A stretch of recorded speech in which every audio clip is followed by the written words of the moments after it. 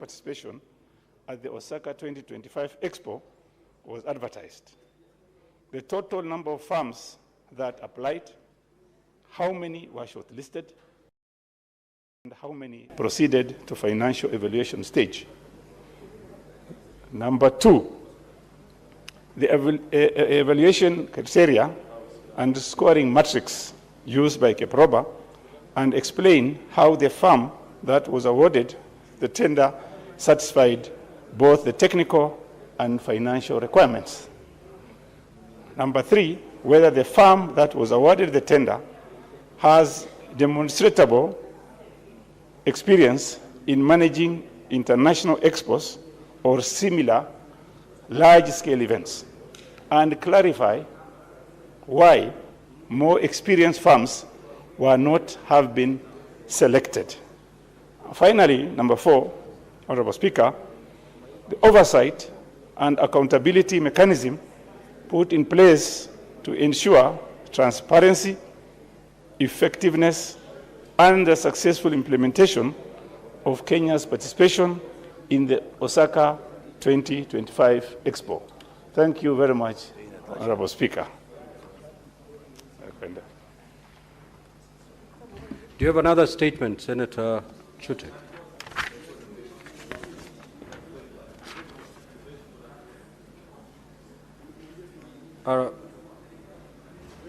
Senator for Siaya County, the Honorable Oburu Oginga. Thank you. Thank you, Mr. Speaker, sir. Mr. Speaker, sir, I rise pursuant to Standing Order 53-1 to seek a statement from the Standing Committee on Labor and Social Welfare on a matter of county-wide concern regarding the plight of 508 whose employment at the Siaya County Referral Hospital was revoked by the County Public Service Board, citing irregular hiring. Mr. Speaker, sir, in December 2024, the board advertised 120 positions, but issued over 700 appointment letters. The workers served from January 2025, having completed an internship and document verification, yet have gone without pay for 9 months in August 2025. They were informed 580 of them were irregularly employed and that their names were missing from the county payroll. In the statement, the committee should address the following: circumstances under which employment of 580 out of 700 health workers whose duty, who had been duly recruited through advertised vacancies at the Siaya County Referral Hospital, were terminated by the Siaya County Public Service Board. 2, details of the affected workers and their respective stations of deployment prior to their termination. 3, measures in place to regularize their employment. Consider engagement of workers for more than 3 months continuously is deemed to confer permanent employment status. 4, timelines within which the affected health workers will be compensated for the period they served, which was more than 9 months. Mr. Speaker, sir, I rest my case. Thank you.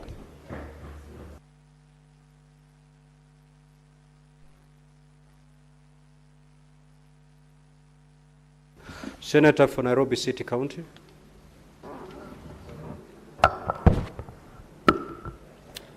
Thank you, Honorable Speaker.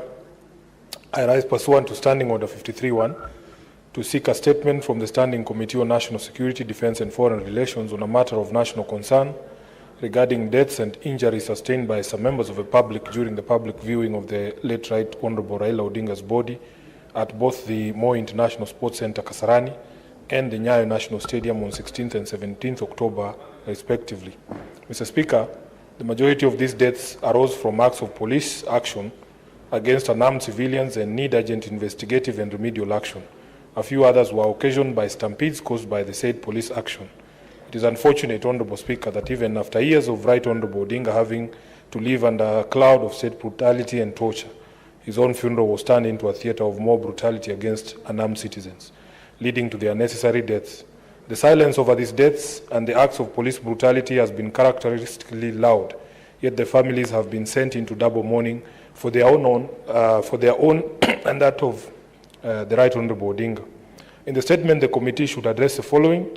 Number one, the exact number of deaths and injuries arising from the events at both the stadiums during the funeral ceremonies, detailing the cause of death in each case, and where police bullets were the cause, the progress of investigations to establish culpability for immediate prosecution.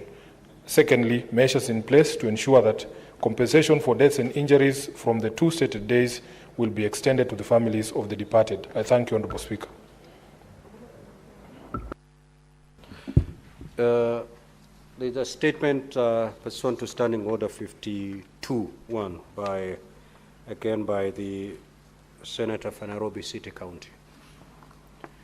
Kindly proceed to read the approved version. First of all, thank you so much, Honourable Speaker, and for the indulgence, because as the House is aware, on the day when there was a special sitting to mourn the late Raila Amolo Odinga, I was not in the House because I was amongst those who had been tasked to travel to India to bring back his remains.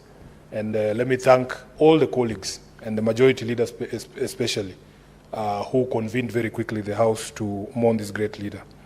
Honourable Speaker, I rise pursuant to Standing Order 52-1 to make a statement of global concern, namely the sudden passing of the former Prime Minister of the Republic of Kenya and ODM party leader, the Right Honourable Raila Amolo Odinga, on Wednesday, 15th October 2025.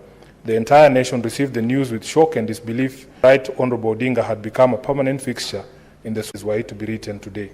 The sense of loss that we feel is both deeply personal and profoundly shocking.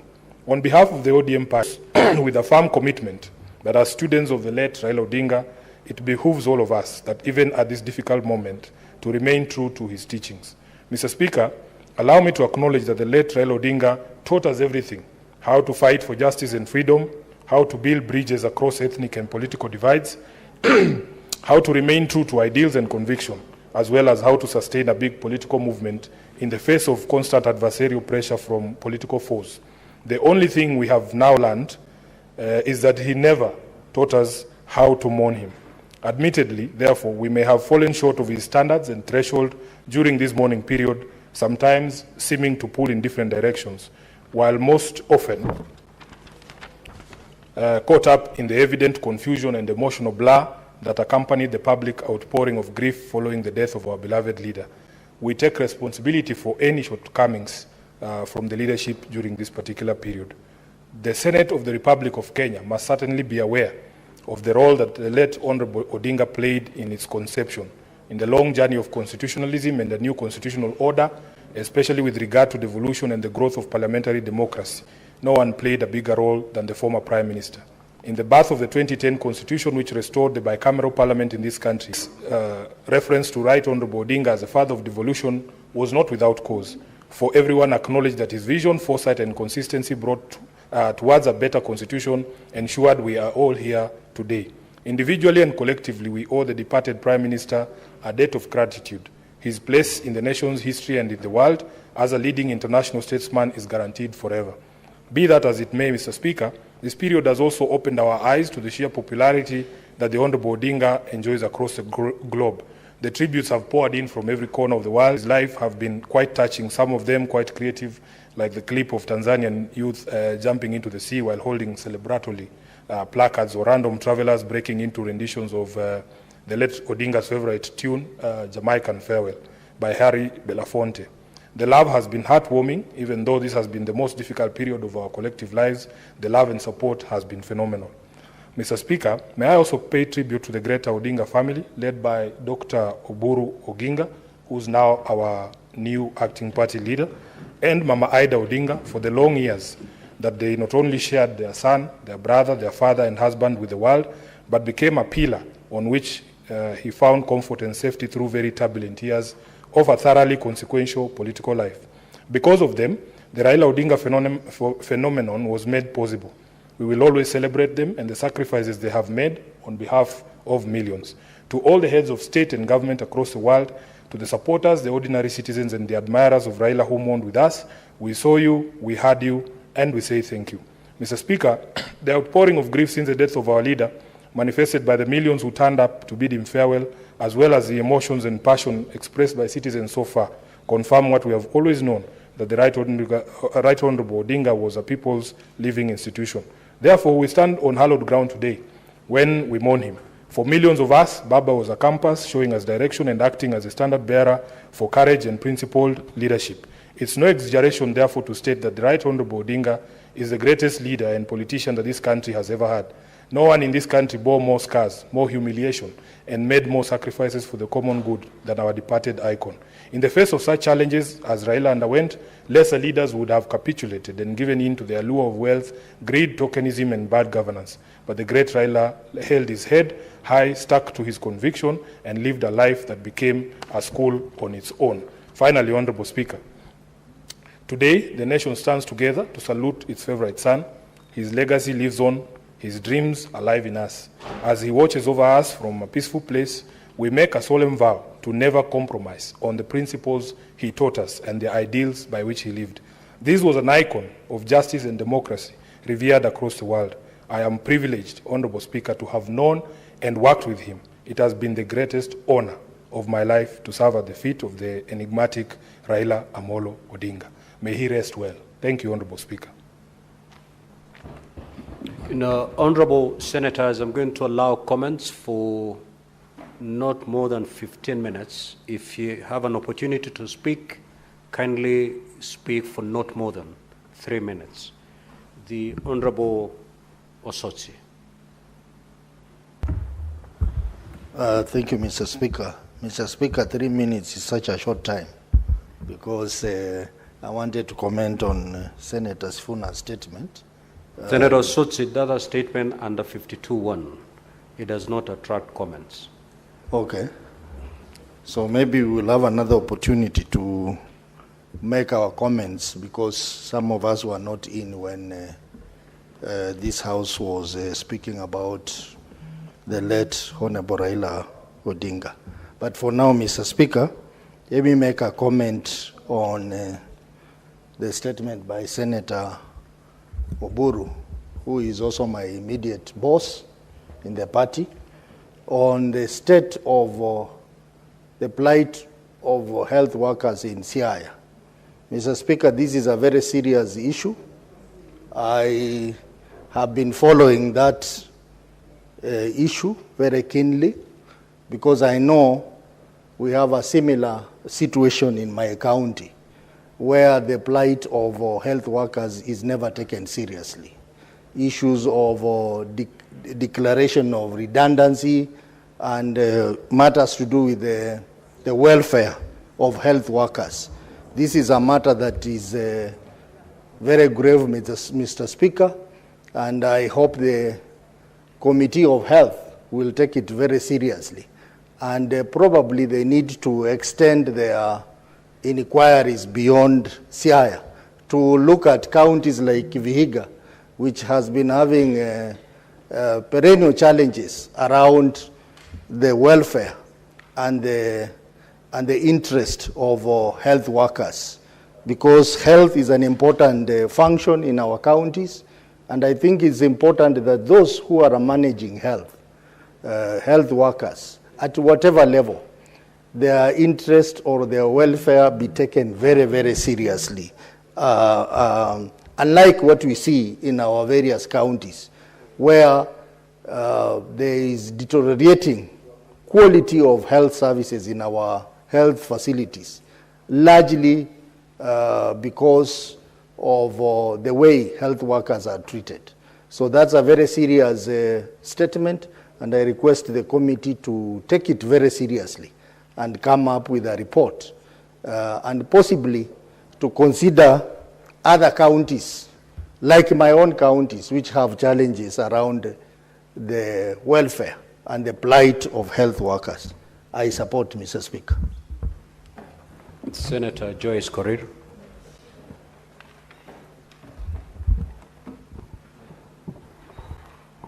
Yeah, thank you very much, Honorable Speaker, for giving me this chance.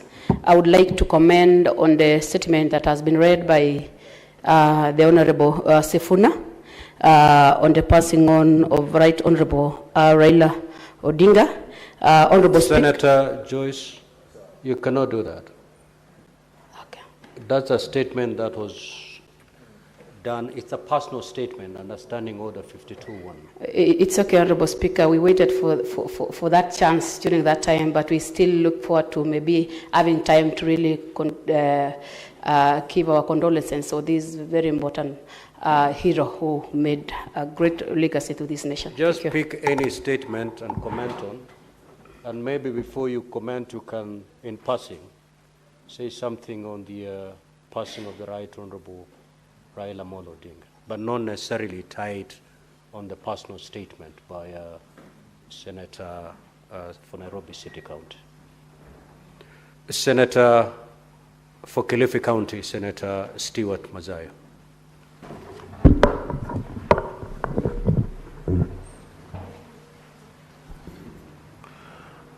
Asante Mstahiki Spika. Mstahiki Spika, kwanza nataka nitoe kongole kwanza kwa hii statement ama taarifa iliyoletwa na mzee Oburu Odinga.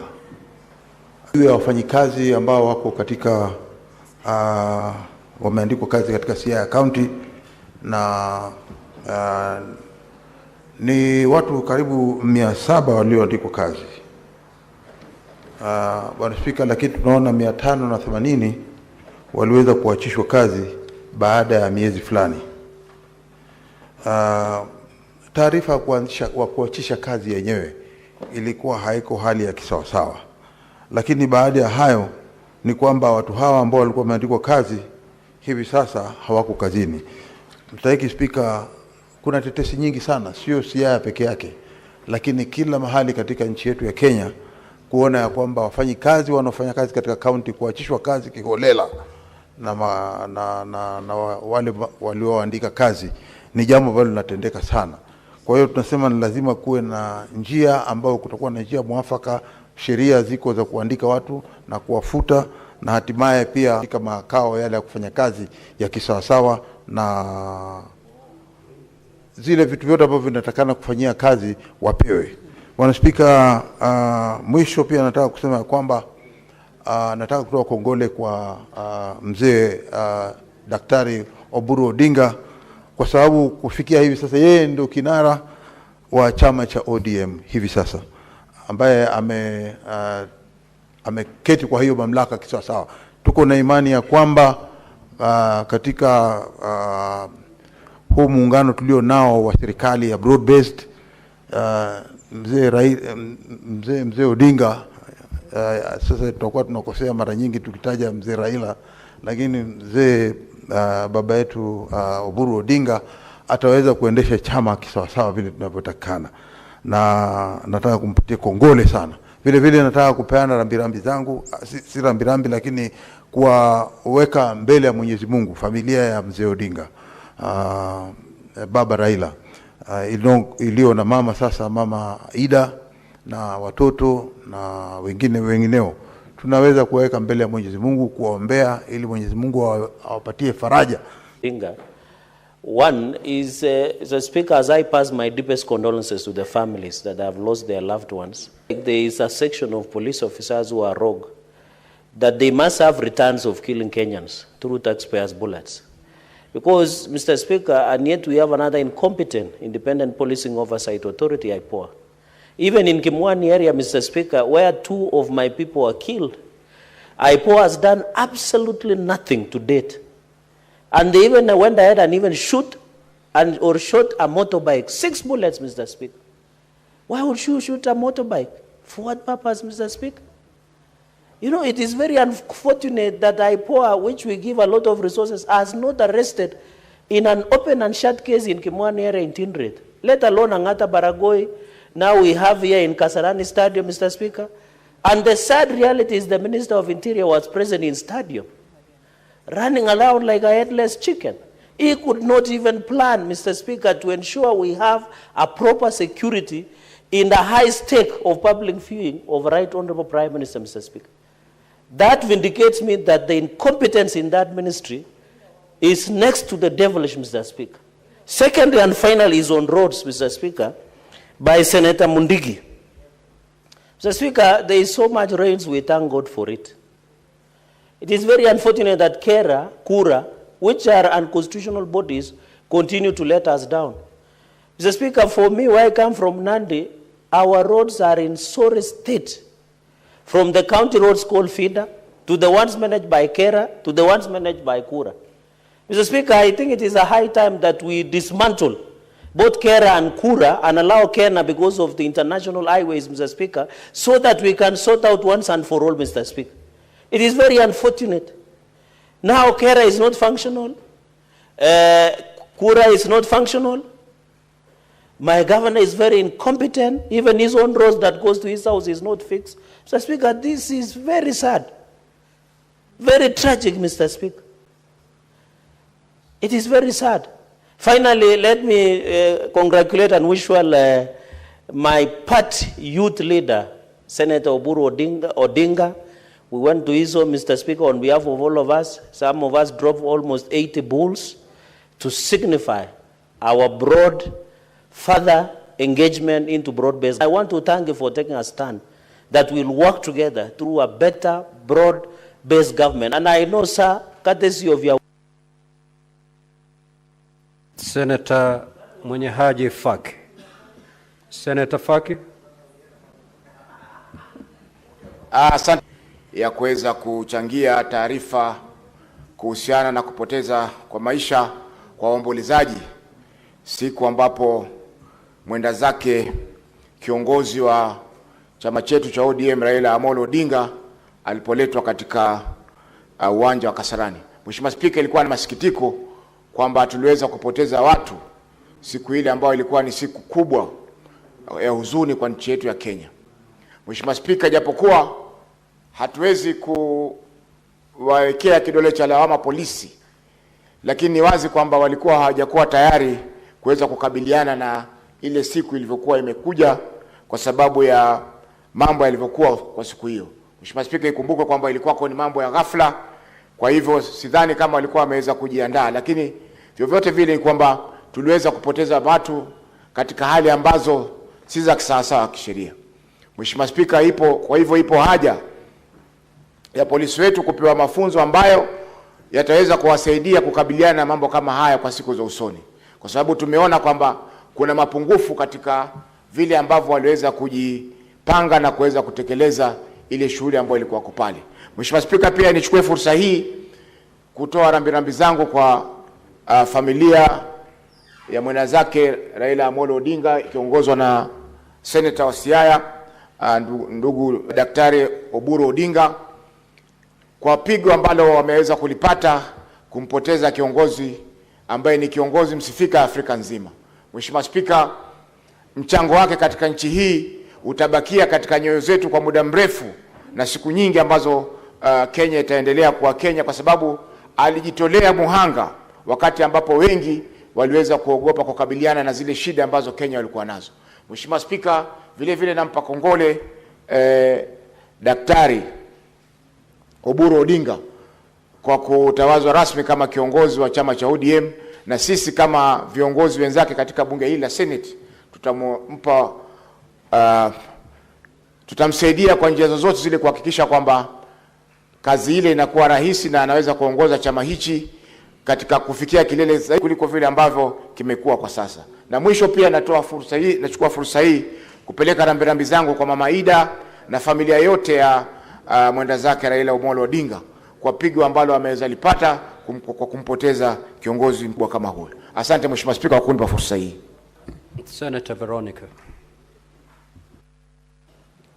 Thank you, Honorable Speaker, for the opportunity to support the statement that has been brought to this House by our colleague, Senator Oburu Odinga, and to congratulate you on the new role that you've been given to head the party. If it was 2 years ago, before I was retired from being Secretary General of the UDA, I would have been in the league of inviting you for tea so that we can exchange notes on how to manage the leading political parties in Kenya. But now that I'm retired on that role, on the sidelines of the Senate lounge, we will discuss how you can manage some of your members, especially the ones who are energetic, like the Secretary General, so that you can keep the moderate, you can have the moderate style that we are used to you during Senate proceedings. So we congratulate you and we support you. You have our full support. The likes of Senator Mungatana, Senator Bugwa here can help you team Senator Sifuna so that he aligns with the broad-based arrangement that we have with the UDA. Honorable Speaker, I wanted to support the statement that he brought to the floor of this House because the hospitals are being mismanaged and the health workers are really being mismanaged. And that is not an isolated incident in Siaya County. It is very sad to see hospitals like in Murang'a County. Some are just being painted with good colors, and then people are being hoodwinked that health care is being rendered to Wananchi. It is not true. Those hospitals have to be equipped. The resources that are being sent to counties, Honorable Speaker, have to be utilized in the manner that is envisaged in the Constitution, Honorable Speaker. Indeed, health workers are a priority. If we cannot take care of health workers, there is no health care that is being given to Kenyans. So we are looking at the counties where we have health workers on strike all the time. And I'm looking at Kiambu County. It was a big shame to read the number of infants who have died in Kiambu County hospitals on account of health workers being on strike. It was even more shameful for Kiambu County to respond and say that it's not 150 infants who have died, to respond and say that it's about 68 or I don't know, 86. In this day and time, how can we lose an infant or a mother during childbirth? Even in jurisdictions which are not very developed, we no longer lose mothers during childbirth. So counties need to take health care, they need to take health workers on a more serious note so that the basic service that should be rendered to people to ensure that their lives are dignified. Senator Kajwang. Yes, Senator for Homa Bay County. Thank you, Mr. Speaker. Mr. Speaker, as we resume our sittings from the recess, first of all, I'd like to join the House in expressing condolences on the passing on of our leader. All of us are affected. I am personally affected. And I know that all of us, many of us here, are graduates of the Raila Odinga School of Leadership. This House is what it is because of Raila Odinga. And Mr. Speaker, I want to urge that the last address that Raila Odinga made in this chamber, perhaps that could be publicized, because I would call it a manifesto on how to run this country. He spoke about everything. He spoke about devolution, he spoke about the Constitution, he spoke about the state of politics. If we can share that conversation with the world, that could be a conversation that shapes the kind of decisions we take going forward. I also rise to support the statement that has been requested by Senator Oburu. Mr. Speaker, I admire Senator Oburu's strength, tenacity. Many of us are still reeling from the shock of the loss of Raila. Many of us who perhaps are not related to him by blood. But I want to commend Senator Oburu because he has been on his feet, he has been welcoming delegations, he has been playing state duties, he has steered the ODM party, I have seen him steer his committee, and today he has brought a statement regarding the plight of the people of Siaya. Mr. Speaker, if there is one thing that Raila was passionate about, was the success of devolution. And the most important devolved fund, now more than ever, If we were to be true lieutenants of Raila Amolo Odinga, and if we are to live to his spirit, we must make sure that devolution works. And devolution, we have taken devolution as a matter of financing, sending money and oversighting the money. We now need to go beyond the financing to service delivery and the quality of service. Mr. Speaker, it is disheartening that in a situation like the one illustrated by Senator Oburu, you find counties are increasing their wage bill to percentages and levels that go beyond the PFM Act. But though, Mr. Speaker, if a county was to recruit health workers who are concerned with service delivery, ECD workers, agriculture extension officers, that is better than some counties that are employing people that we usually call sangueñas, whose job is to move around, making sure that the dais and the seat of the governor and the carpet of the governor has been cleaned. So I hope that the relevant committee will look into this matter and ensure that we provide proper guidance. There is nothing wrong with counties employing health workers. And Raila Amolo Odinga rejected the proposal that came from centrists that health workers should be recruited from Nairobi. I support that position, but for us to make sure that we validate that position, our governors must take things seriously. Mr. Speaker, Raila Odinga has left us orphans, but he has not left us badly. He has left us with a Senate. He has left us with devolution. He has left us with a... Senator Mungatana. Thank you, Mr. Speaker, for giving me the floor. Mr. Speaker, I wanted to comment on the statement on the deaths that occurred the day the Honorable Raila Odinga was brought to Nairobi. Mr. Speaker, there are allegations that some of the people who lost their lives there lost their lives as a result of direct ineptitude from the police and misuse of firearms. Mr. Speaker, I want to join with colleagues who say something needs to be done about the training of police officers in the use of firearms. Mr. Speaker, in Tana River County on 18th October, while we were on recess, a mere simple incident of just effecting arrest in Peponi village in Muina location, just effecting arrest on Mr. Maulid, the police fire a bullet and somebody dies. I mean, you are two officers and you have gone to arrest. Why would someone die under such circumstances and a bullet is found there?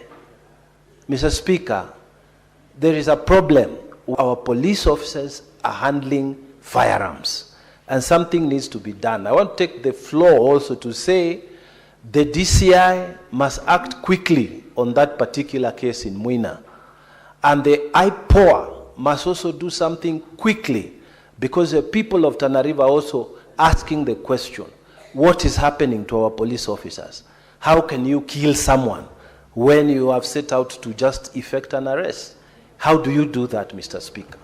So, Mr. Speaker, I want to join with those who say something needs to be done about police officers and how they are mishandling firearms. I thank you, Mr. Speaker. Senator Olekina. Thank you, Mr. Speaker. Mr. Speaker, I rise to contribute on this statement by the youth leader, the now acting chairperson, party leader of my party. Mr. Speaker, this statement is quite troubling in the sense that we as representatives here expect to make it easy for people who go to school to be employed. But we find ourselves in a situation where our parents have sold everything, their cows, they sell their land, so that they can send young people to be able to go and learn on how to become doctors. Then a county government employs them, but not really employs them, absorbs them as interns, 580 of them. And then after some time they are told you've been employed, you've worked without being paid anything, now you can go out there. Why should we then be pushing for people to go to school Yet once they graduate from school, they don't get any jobs. Mr. Speaker, this is a statement that should make us think. The distinguished senator from Siaya has really awoken a spirit in me that says that we have to figure out whether we maintain counties as just employment hubs or whether we now figure out on where to get money to be able to employ these 580 people. And this comes down to the budget of this country. Mr. Speaker, what I would like the Labour Committee to also investigate when they are looking at this committee, this statement brought by the youth leader, is whether that county budgeted anything for interns and whether the national government, the amount of money that is kept in the Ministry of Health, because their budget of the Ministry of Health is almost 5 times the amount of money that goes to about 6 counties in this country. So we need to have a balance. So if you investigate those two, that is the only way we are going to get answers. If we cannot get answers, then we better not tell people to go to school and stay at home without being employed. Healthcare is important, but also our own personal welfare. The welfare of the young men who are in the streets jobless is also equally important. You cannot tell me take my kid to school, and then when that kid graduates from school, they are tarmacking like a person who has never gone to school. You know, this is a balance that we have to create. So, Mr. Speaker, I support this statement. And for once, in the spirit of Raila Amolo Odinga, let us fight for devolution fully. Let us reduce the money that is staying in the national government for the Ministry of Health. And Senator Mundigi. Asante Bwana Spika kwa kunipa nafasi niweze kuchangia statement ambaye imeletwa na party leader ambaye ni party leader wa ODM. Bwana Spika, mambo ya afya imeleta sinda kwa sababu kila mara kaunti nyingi, kaunti 47 zimekuwa tukipa pesa, lakini mara mingi imekuwa tukiwapatia pesa magavana, wanafanya kazi, wanafukuza madaktari, wanafukuza wafanyakazi na watu walipwe pesa. Kwa hiyo hii mambo haiko Siaya peke yake, iko kaunti nyingi. Ya pili, napongeza party leader ambaye ni Oburu ambaye katika kupata ile kiti, ningekuomba, unajua ile ndugu yako amekuwa akipigania mambo ya devolution katika masinani na mambo ya parapara na mambo ya vitu zile zingine. Bwana Dr. Oburu, ningekuomba wakati umekalia ile kiti mpaka uwe mwerefu kama Solomon, kwa sababu mara mingi utapata sina nyingi, watu waikwambia utoe kwa serikali, waikwambia hivi, na isipokuwa uwe sunjaa ya maombi hakuna mahali utasaidia hii party ya ODM. Kwa sababu nakumbuka, hata ni asante sana kwa sababu nakumbuka miezi ambaye 5 iliyopita kiongozi ambaye aliaga dunia alikuwa pale, ni kama alikuwa amekuja kutupa baraka, amewacha serikali ya Kenya Kwanza iwe muungano ODM tuwa kitu kimoja ndio tuweze kuona vile binadamu atendea vizuri. Kwa hivyo ningekuomba, kwa watu wengi watakwambia mtoke, lakini ukumbuke mmewashwa kwa serikali ya muungano ndio kaunti 47 iweze kupata matunda. Mambo ya parapara, mambo ya afya, mambo ya maji na mambo ya vitu zile zingine. Kwa hivyo ningekuomba utakuwa kinyenyekea uweze kusaidia hii serikali ya muungano tuweze kwenda para moja. Wale watalete maneno haifai ni the Public Appointments County Assemblies Approval Act and for connected purposes. Order number 9, the National Construction Authority Amendment Bill, Senate Bills number 15 of 2025, first reading. A bill for an act and for connected purposes. Order number 10, the Agriculture Produce Minimum Guaranteed Returns Bill, Senate Bills number 17 of 2025, first reading. A bill for an act of parliament to support agriculture production by providing a framework for ensuring minimum guaranteed returns in counties and for connected purposes.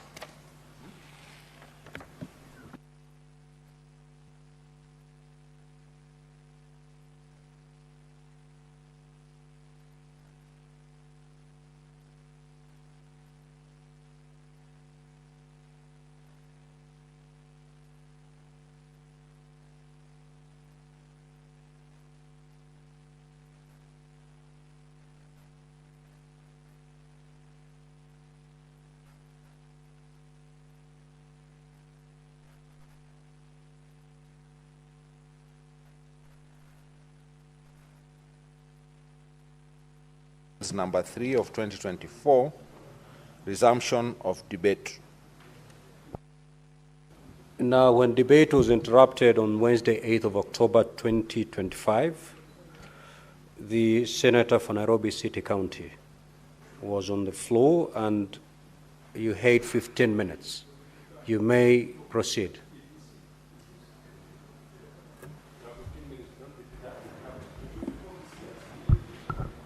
Yeah, Honorable Speaker, I remember that debate that was happening in Busia. I wish to forfeit my remaining time because I think the points that I wanted to make on that particular bill had been made. Thank you, Honorable Speaker. Senator Aaron Cheriot, the Senate Majority Leader.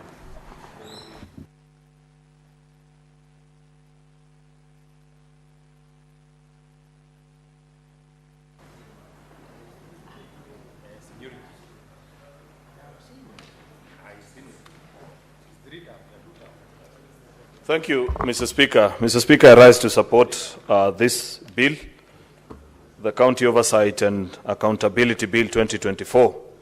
Mr. Speaker, this is an act of Parliament. The bill is drafted by Senator Ledamo Lekina, if I'm not mistaken, Mr. Speaker. Now you do public participation. To me, the neater thing to do is to have a standalone law on public participation, especially on items that are before us as Parliament. Thank you, Mr. Speaker. Senator Moses Kajwang. Mr. Speaker, I rise to support the County Oversight and Accountability Bill that has been co-sponsored by Senator Ledama Olekina and Senator Kisang. Mr. Speaker, this is not the first time this House is processing this bill. This could be the third time that this House is seized of this particular bill.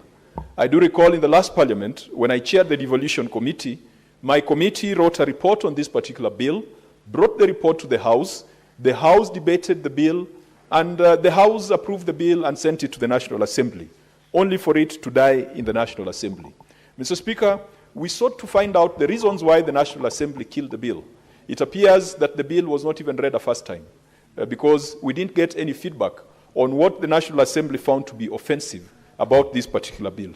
And Mr. Speaker, in line with the earlier communication by the Speaker when the House sat, with regards to processing business of the House before committees and in plenary, we must also have a conversation with our brothers in the other House. A good number of senators here have sponsored private bills, but those bills feature nowhere in the order paper and in the schedule of the National Assembly.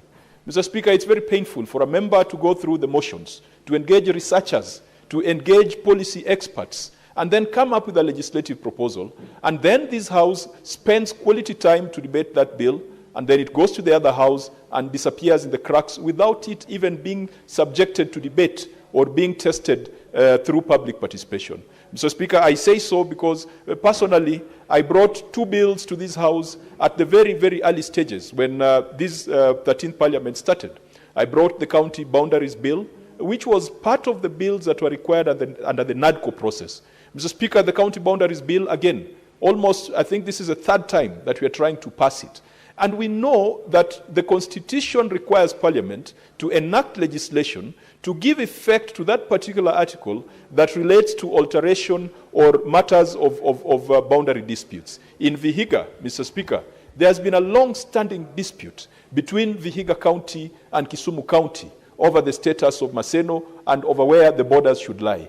Mr. Speaker, very soon you might hear that there have been some conflict that has flared up in some borders. I'm very happy that the conflict that was there between Kericho County and Kisumu County, the elders found a way of working things together. However, Mr. Speaker, we cannot build a future, we cannot build a country just on intentions. We must be deliberate in institutionalizing things, and that's why the County Boundaries Bill was important. Unfortunately, Mr. Speaker, there is no clarity on how far the other House has gone in processing that bill. The same case applies to my County Vocational Training and Education Bill. Mr. Speaker, you know that vocational training, village polytechnics, have been devolved to county governments, but we are still using a TVET Act that looks at things from a Nairobi perspective. I am using these examples to illustrate that we need better synergies between the two houses. Mr. Speaker, we need, even those of us who are leaders of our respective parties, in our parliamentary group meetings, the conversations we should have should be around seamless interface, seamless relay of bills from one house to the other. Otherwise, the two houses will start looking like they are political formations. And yet, we are institutions in the Constitution that are supposed to work together to ensure that our people get the best service. Mr. Speaker, I do hope that when this House passes this bill, perhaps for the third or the fourth time, the National Assembly will take it seriously so that it can be processed to its logical conclusion. When Senator Ledama started talking about this bill, Mr. Speaker, I do recall we were with him in the Public Accounts Committee in the last Parliament. And it was challenges around this post-mortem oversight that I believe drove the intention to come up with this piece of legislation. And I do take kindly the contribution made by the majority leader. And I'm going to speak to them not in a manner of rebutting, but in a manner of debating so that we can, engage and extend our thoughts. And I believe that we can find something better. It was clear that the mechanisms of parliamentary systems and practices that we had borrowed from were all post-mortem. They were all, we were morticians. And that seems to be parliamentary practice, Mr. Speaker, that generally certain accountability committees of parliament act in a post-mortem, in a mortician manner. And the question has been, how can we change our procedures so that parliament is more of a physician, coming in proactively, rather than a mortician coming in when the body is dead? And so, Mr. Speaker, this House toyed with a number of initiatives to ensure that senators individually and collectively had the resources, had the power, and had the statutory, power to go out and carry oversight. Mr. Speaker, part of the earlier interventions, I do recall the then Senator Kiraitu Murungi, the senator for Meru at that time, made a proposal that why don't we make an amendment to the... Can produce a list of patients who are in hospitals, who have gone to hospitals and SHA is not working. When we state those things here, we are stating facts, Mr. Speaker. So, Mr. Speaker, can you withdraw the word he has used and apologize? Senator Mogeni, I don't think Senator Cherargei referred to you as a rogue senator. No. President, we can print it. He said, I'm undermining the President of the Republic. You know, that borders on a criminal conduct on my part. He said, I'm undermining. Mr. Speaker, can you substantiate and tell the country how I've undermined the President of the Republic, Mr. Speaker? That is not correct, Mr. Speaker. I've said the only things I've done on the ground is just to tell my people the reality, the truth on what is happening, Mr. Speaker. So you cannot tell the country that I'm undermining the president. What will my children think when a lawyer like Cherargei is telling the country that I'm undermining the president, Mr. Speaker? You cannot allow that to be on record. And he says I'm roguish. How, Mr. Speaker? On a day that we are celebrating the life of a great man like Raila Odinga'S, Mr. Speaker, we cannot allow that. Senator Mogeni, I had not finished. The what under Senator Cherargei, did you use the word undermining? If you did, you need to withdraw and apologize. Mr. Speaker, you have seen that the learned senior is confused because I never used the word rogue. He was just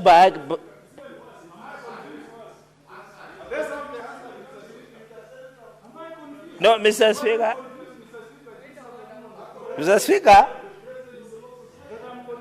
Mr. Speaker, can I be protected? You know, I heard him. I heard him when he was speaking. Can I be protected? Can I be protected? Senator. Can I substitute? Senator Cherargei. Yeah. Mr. Speaker. Okay. Let me rephrase by saying he is misleading the House. Withdraw, confused. The word confused. And withdraw undermining the president. But, Mr. Speaker, if we draw English words, what will be speaking on the floor? Mr. Speaker, let me say the following. I have said I have used the word misleading. misleader. I have withdrawn, Senator. I have withdrawn. I have withdrawn. You know what interesting thing, Mr. Speaker, is he was just walking behind you. He didn't listen. So I want to call upon colleagues to listen to what I'm saying. Just listen. Even the issue of T-Bonus says, we are with you. But we are saying, I was just explaining, Mr. Speaker, and I'm happy, Mr. Speaker, you are an active listener. I was saying the space that people like Senator Omogeni Senior Counsel are enjoying is courtesy of Baba Raila Amolo Odinga. He expanded the space. That is why you can call out anybody at any given time, regardless of who they are, Mr. Speaker. So, Mr. Speaker, that is why I was arguing that the fact that devolution, Mr. Speaker, and I request that I should be heard in silence, that, Mr. Speaker, I don't know what is wrong with Senator Metu. He's a heckler like his party leader. Senator Methu, let the senator be heard. Order. Order, Senator. Proceed, Cherargei. The party leader, DCP, party leader, Mr. Speaker.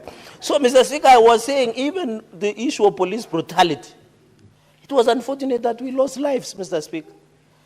And you know this, you saw the Minister of Interior and the police running like headless chicken within Kasarani Stadium. And they had one pencil, Mr. Speaker, a trouser called pencil, Mr. Speaker. We are Kalenjins, we know how to dress. I saw a content creator saying we don't know how to dress. Some of us are good at dressers, like our Luo brothers, Mr. Speaker. We normally know how to dress smartly. Mr. Speaker, like Senator Moses Kajwang. Mr. Speaker, it is him who wears the pencil trousers and he was running around and he didn't prevent those accidents. No, Mr. Speaker, I'm saying there was a content creator that was accusing someone that they have worn pencil trousers. I'm saying we are smartly dressed. We know how to dress like our Luo brothers. It's only one person who was running around in the stadium who was wearing pencil trousers, Mr. Speaker, and it was very unfortunate. Mr. Speaker, the second point I want to drive home. What is your point of order, Senator Joyce? Thank you very much, Honorable Speaker. I've heard Cherargei lamenting every now and then about the dress code of the CS and how he was behaving during the Honorable Speaker, and talking about it's true there was an incident that happened, but the security team was there. Honorable Speaker, is it in order to discuss the CS in the floor of this House without a substantive... Especially Manathroza.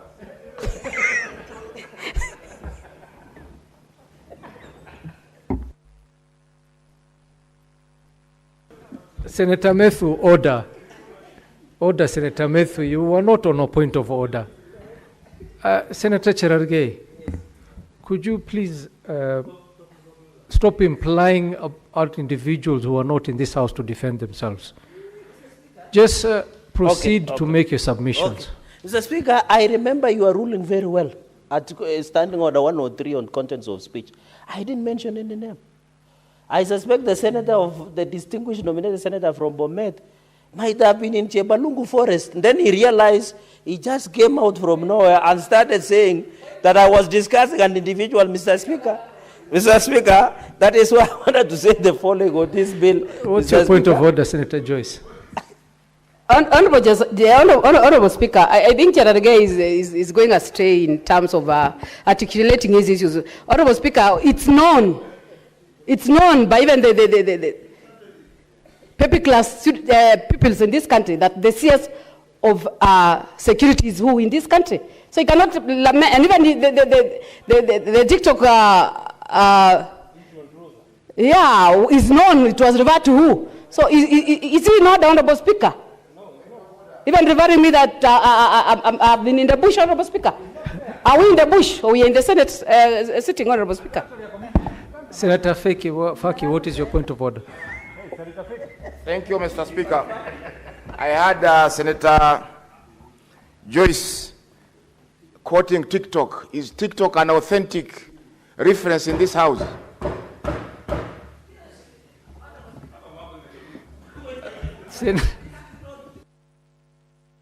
Yes, Senator Joyce. Yeah, thank you very much, Honorable Speaker. Of course, you understand the difference between myself and the distinguished senator, and you know the forms of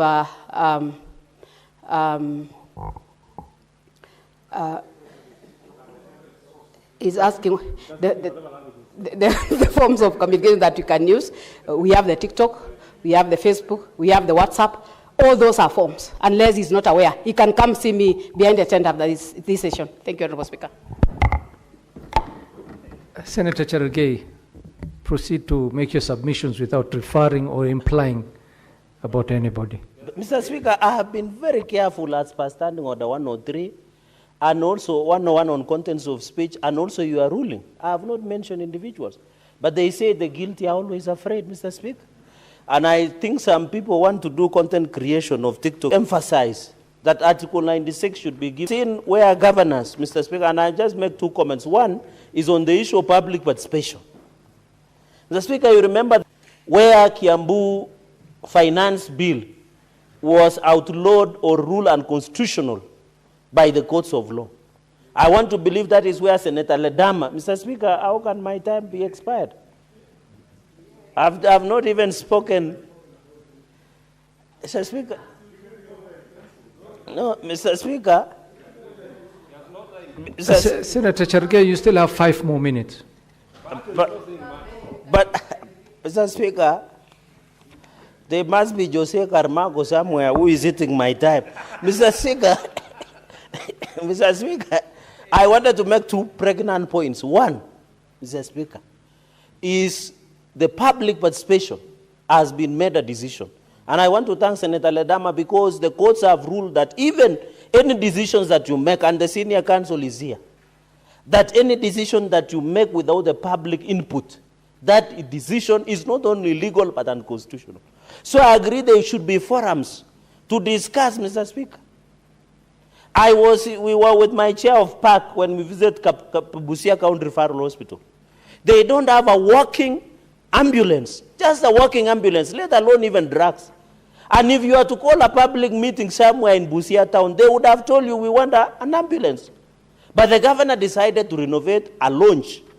You know what launch are used for, Mr. Speaker? Launches are used to take tea and mandazi, Mr. Speaker, and take the uji that former President Uhuru Kenyatta referred to. That is launch instead of getting an ambulance. So I agree that we must have a public participation, Mr. Speaker, to prioritize what they need to do, Mr. Speaker. That is what is important. So that when you go to Kobujai, when you go to Kaptumo, when you go to Kabiyet, when you go to Maraba in Tindre, Mr. Speaker, when you come to Chesume, Chemundu, Mr. Speaker, when you ask the residents of Nandi, what is your priority? As we talk today, the priority is roads. We have most pathetic roads in the Republic of Kenya in Nandi County. And mostly of those roads are managed by county government of Nandi, led by Sangmal administration, Mr. Speaker. These are some of the challenges that we hope when we have proper accountability and oversight will give value, Mr. Speaker. Mr. Speaker, we are lucky. Just what about tea? We get cess from tea. We get cess from sugar again, Mr. Speaker. That can allow us to fix our roads, Mr. Speaker. We must agree that as a country, we need proper public participation so that it becomes more easier, Mr. Speaker, to fix most of these roads that are not passable. Mr. Speaker, you saw Kericho County Referral Hospital. It has been locked for some time, Mr. Speaker. No one is accessing that referral hospital. Was the public participation done in Kericho to ask the people, can you lock down an hospital, Mr. Speaker? These are some of the critical aspects we must do in public participation, Mr. Speaker. I know public participation has been misinterpreted. I have seen my distinguished colleagues, they go to public rallies and they are saying they are doing public participation. Whether to elect somebody for first term or second term, Mr. Speaker, it is good that they will get a law so that before they do those public participation they are calling in some of the villages and rallies, Mr. Speaker, they know what they are doing in, Mr. Speaker. And number 2, I agree that we should have a format. Say that today we can go to Nyandarua, we can go to Bomet, we can go to Bungoma, we can go to Kirinyaga and request the public participation notes on finance bill of 2025 in Kirinyaga or even Garissa, Mr. Speaker. If today you are in Garissa town, Mr. Speaker, and ask them, they will say we need water. Mr. Speaker. They will say we need water. That is what is important as we talk into the future, Mr. Speaker. Even on this issue of county oversight, we don't need to reduce it to political competition. Say that when you question, when I question my governor, you ask him why the road is not passed, they will say you are doing politics. When you ask if there are no drugs, you are not doing politics, Mr. Speaker. We must divorce public political competition of the day and proper accountability and oversight, so that we can, when we went to Luanda, I think the issue of markets in Vihiga, when Senator Otsosi led us, Mr. Speaker, it was a genuine concern that they need a proper working market, they need public washrooms, Mr. Speaker, they need somewhere to use, Mr. Speaker, for efficiency, because they pay tax, Mr. Speaker. And we say in Kiswahili, kulipa ushuru ni kujitegemea. Which value? Senator Ledama, the power that counties have been given to levies, Mr. Speaker, which value are they going, Mr. Speaker? Mr. Speaker, if you can add me 2 minutes to take care of disruptions, just... Add him 2 minutes. Yes. Mr. Speaker, I don't know, Senator Metu he has a Wamunyorosis disease, Mr. Speaker, and that is why I was just driving the point hot and dry by saying what Senator Ledama has done is to give effect. We need to agree even in this issue of Senate Oversight Fund. My own opinion, this is my last remark, Mr. Speaker, for the day. We need, instead, Senator Ledama, instead of creating Senate Oversight Fund, can we give Senate capacity and ability to do proper oversight? Like getting project managers, auditors, researchers, giving officers in every sub-county, getting them what we call social auditors, not only financial auditors, Mr. Speaker. Let us give the office of the senator capacity and ability. It's not about funds. So that when I go and visit Kapsengere Hospital somewhere in Terik Ward, or I visit Kobujoy, next to Governor Sangom, which I was told for some time, and I say, where is the public works report? I can go with my researcher and they can brief me. Mr. Speaker, in Kabiet, there is a creamery that has been constructed that has consumed more than 1 billion Kenya shillings. Yet we know ordinary factories will consume 250 million. And somebody who is constructing is a good friend of the Senator Majority Leader, might know the name. So at the end of the day, Mr. Speaker, we must, Nandi creameries, Mr. Speaker, we must give the capacity and ability for the office of the senator to do proper oversight, Mr. Speaker. So, Mr. Speaker, I want to congratulate, because in the interest of my colleagues, and support this bill, and we shall vote it and ensure that the lower house agrees with us and can be sent to the act of law. Congratulations, Senator Ledama, and we wish you well.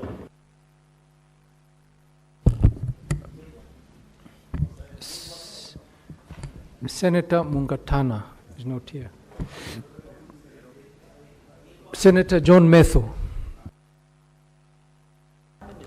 My apologies, Methu. We're supposed to go on this side. No, it's okay, Senator Faki. No problem. Pole, You are very my apologies. speaker. No, my apologies. No, I can speak, then Faki will come. Let No problem. Faki We have speak, agreed then with him. you'll speak. The speaker. You'll speak next. Take a seat. Methu. Senator Faki. Methu kidogo angalia umri pia. Asante Mheshimiwa Spika kwa kunipa fursa hii kuchangia mswada wa sheria ya oversight ambayo imeletwa bungeni na Seneta Ledama Olekina ambaye ni kiranja wetu katika upande wa walio wachache, Seneta Kisanga, Seneta Gatuzi la Igwe Marakwet. Mheshimiwa Spika, kwanza nimeona kwamba oversight ndio ile ambayo tuweza kusema ni sehemu finyu katika maendeleo ya ugatuzi.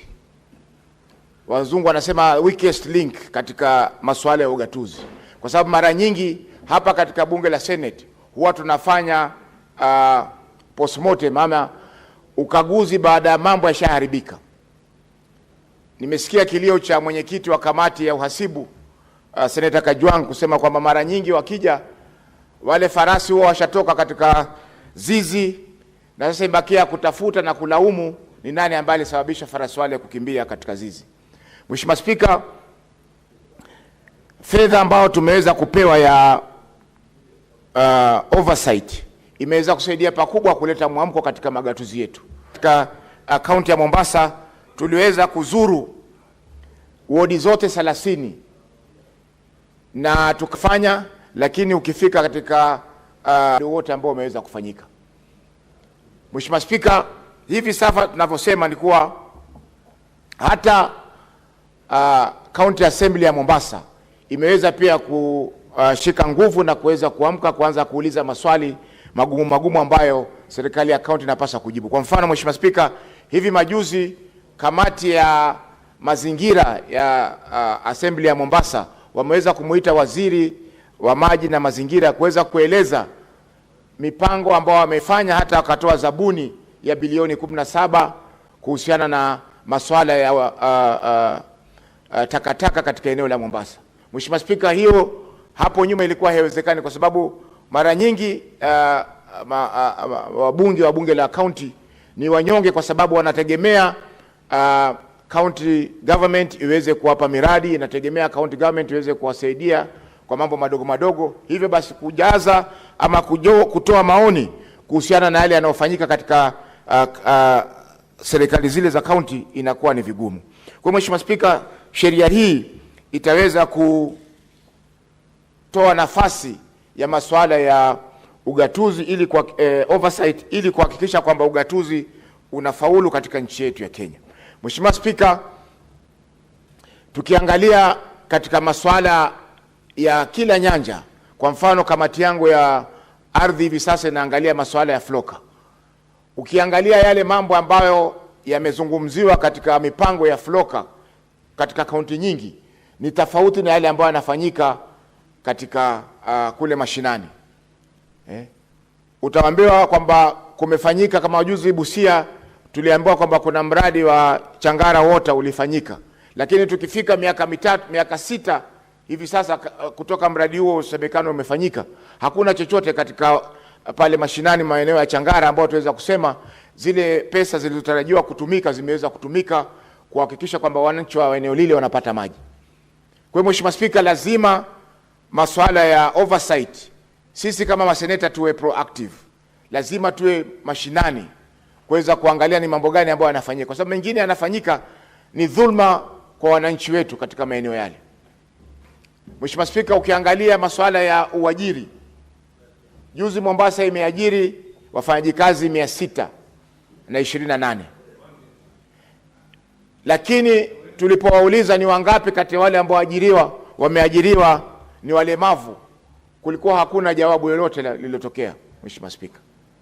Na vile vile utapata kwamba mara nyingi magatuzi zetu hizi serikali za county zinaongeza makadirio yao ya ile on source revenue. Zile pesa ambazo wanaokota katika maeneo yao wanaziongeza. Kwa mfano kama mwaka huu wamekusanya bilioni 2, ile hatujui wale wafanyakazi wanafanya nini hata waweze kuwa wanachukua nusu ya mapato kwenda kwa mishahara. Kwa hivyo utapata Mheshimiwa Spika kwamba wanaongeza makadirio yao ya mapato kwenda kwa mishahara. Kwa hivyo utapata Mheshimiwa Spika kwamba wanaongeza makadirio yao ya mapato ili waweze kuongeza kuajiri watu, na watu wale wengine ndio wanatumika kubeba majukwaa, kubeba viti, kubeba mkoba wa gavana na mengineo kama hayo. Kwa hiyo Mheshimiwa Spika, tukiingilia oversight na tuangalie kisawasawa vile kaunti zetu zinavyofanya kazi, Mheshimiwa Spika, tutaweza kupata manufaa mengi ya ugatuzi. Zile pesa ambazo zinatumika na kufujwa, Mheshimiwa Spika, zinaweza kutumika kununua madawa katika mahospitali na zahanati zetu, yanaweza kutumika kuajiri madaktari, inaweza kutumika kutoa vifaa vya kisasa na kupunguza gharama ya maisha katika gatuzi zetu. Mheshimiwa Spika, tukiangalia unyonge ambao uko katika county assembly zetu, inamaanisha kwamba ipo haja sisi kama Senate kuweza kusimama zaidi ili kuona kwamba kazi zinafanyika katika kaunti zile. Mheshimiwa Spika, juzi tulipokuwa Busia tulipata fursa ya kuangalia madeni ya kaunti ya Busia, Na jambo la kusikitisha Mheshimiwa Spika ni kwamba katika assembly ya Busia walikuwa wadaiwa shilingi milioni 628 kufikia tarehe 30 mwezi Juni mwaka huu. Hesabu hiyo Mheshimiwa Spika ni karibu ni 80% ya yale mapato yao ambao wanatakana kupata kila mwaka. Sasa tuangalie Mheshimiwa Spika, pesa hizi zitaweza kulipwa vipi?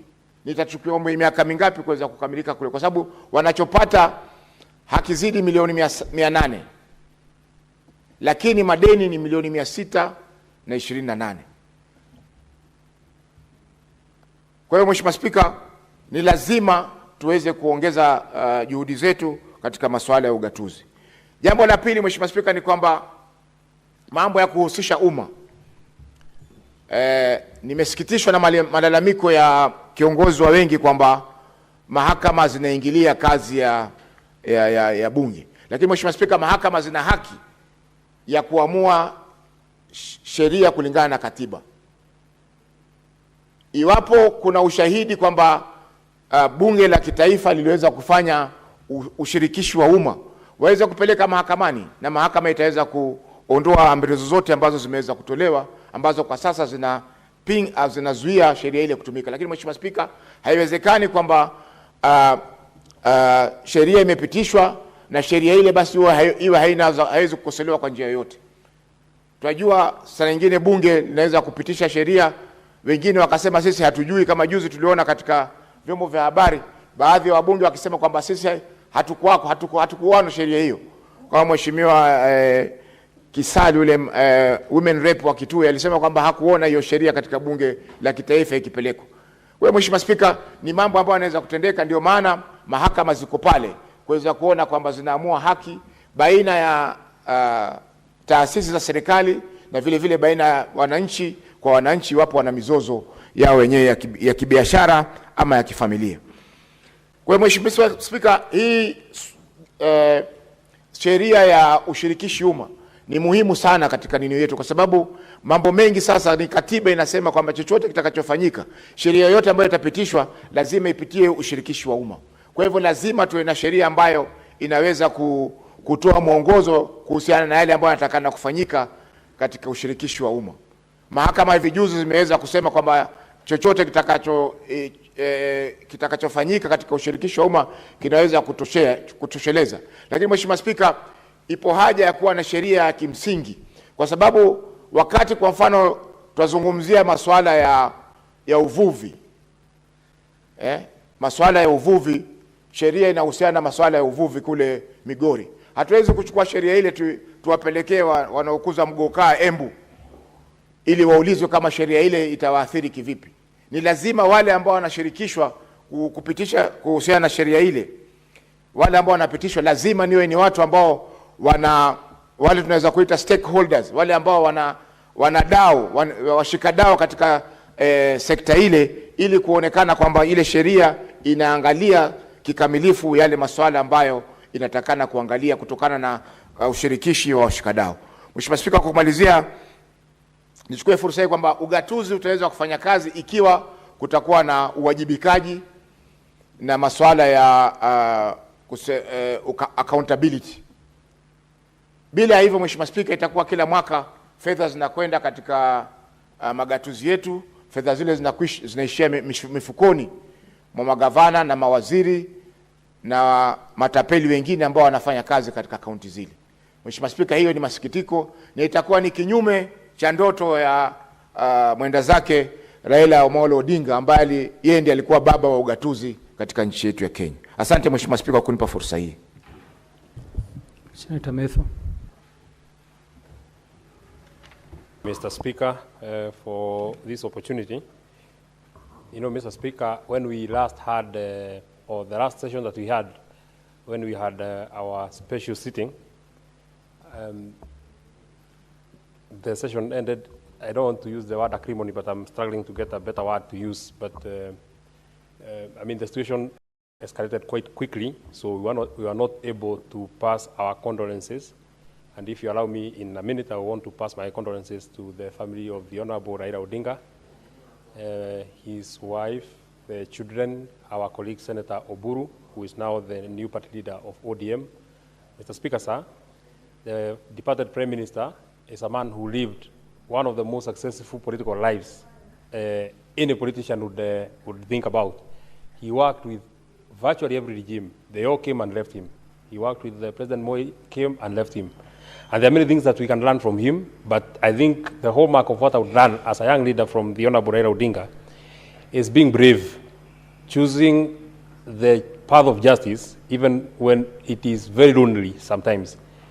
You do not have, and it was said in a book that I read called, I think, Half a Day, there's a, I don't remember really the title, but there's a man called Dr. Stockman who said, the quest for justice. So therefore, one of the most we can actually remember from the departed leader, Honorable Raila Odinga, is that when he voluntarily chose a very difficult thing, and it has not happened again, he chose to resign, go back, get another party, and go back to his people, and again in Langata in 1994. That is not a feat that has been, or that is not broken by anybody. We may act brave, we may act courageous, but we have never gotten to that level. He is one consummate politician who has been extremely successful, powerful when he's in government, and powerful when he's not in government.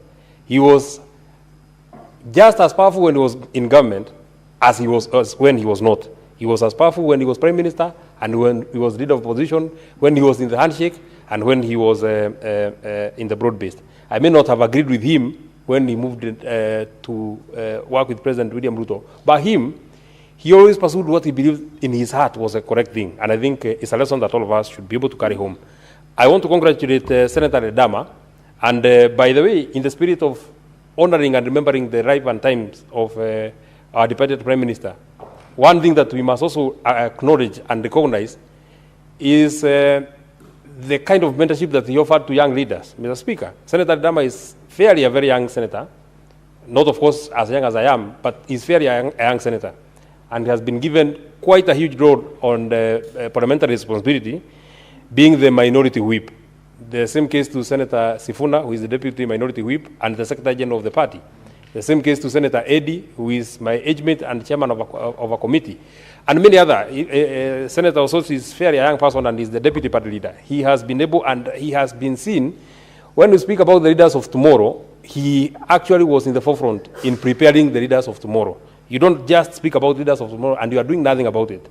There are many other people who do not want to give young people opportunities to grow and to exercise the talents and leadership capacities and potentials that they have. I also want to congratulate Senator Ledama for this bill, which in my opinion, Mr. Speaker, or Madam Speaker, sorry, wants to operationalize Article 96 of our Constitution. Mr. Speaker, in the quest for hunting, for resources, especially to our counties, we hunt hand in hand, especially with the governors.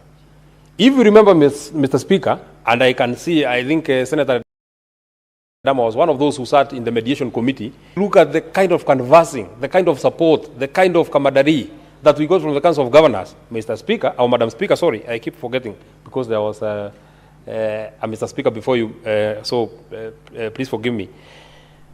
If you see the kind of support that we got from the Council of Governors, it is the same support that we would require and would not even request.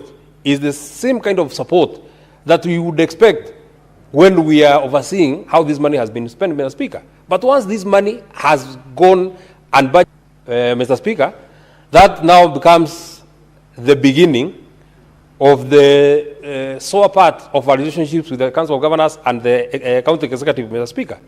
I'm happy that I'm seeing Senator Ososi here. You remember during the formula debate that we had here, there is something that we passed that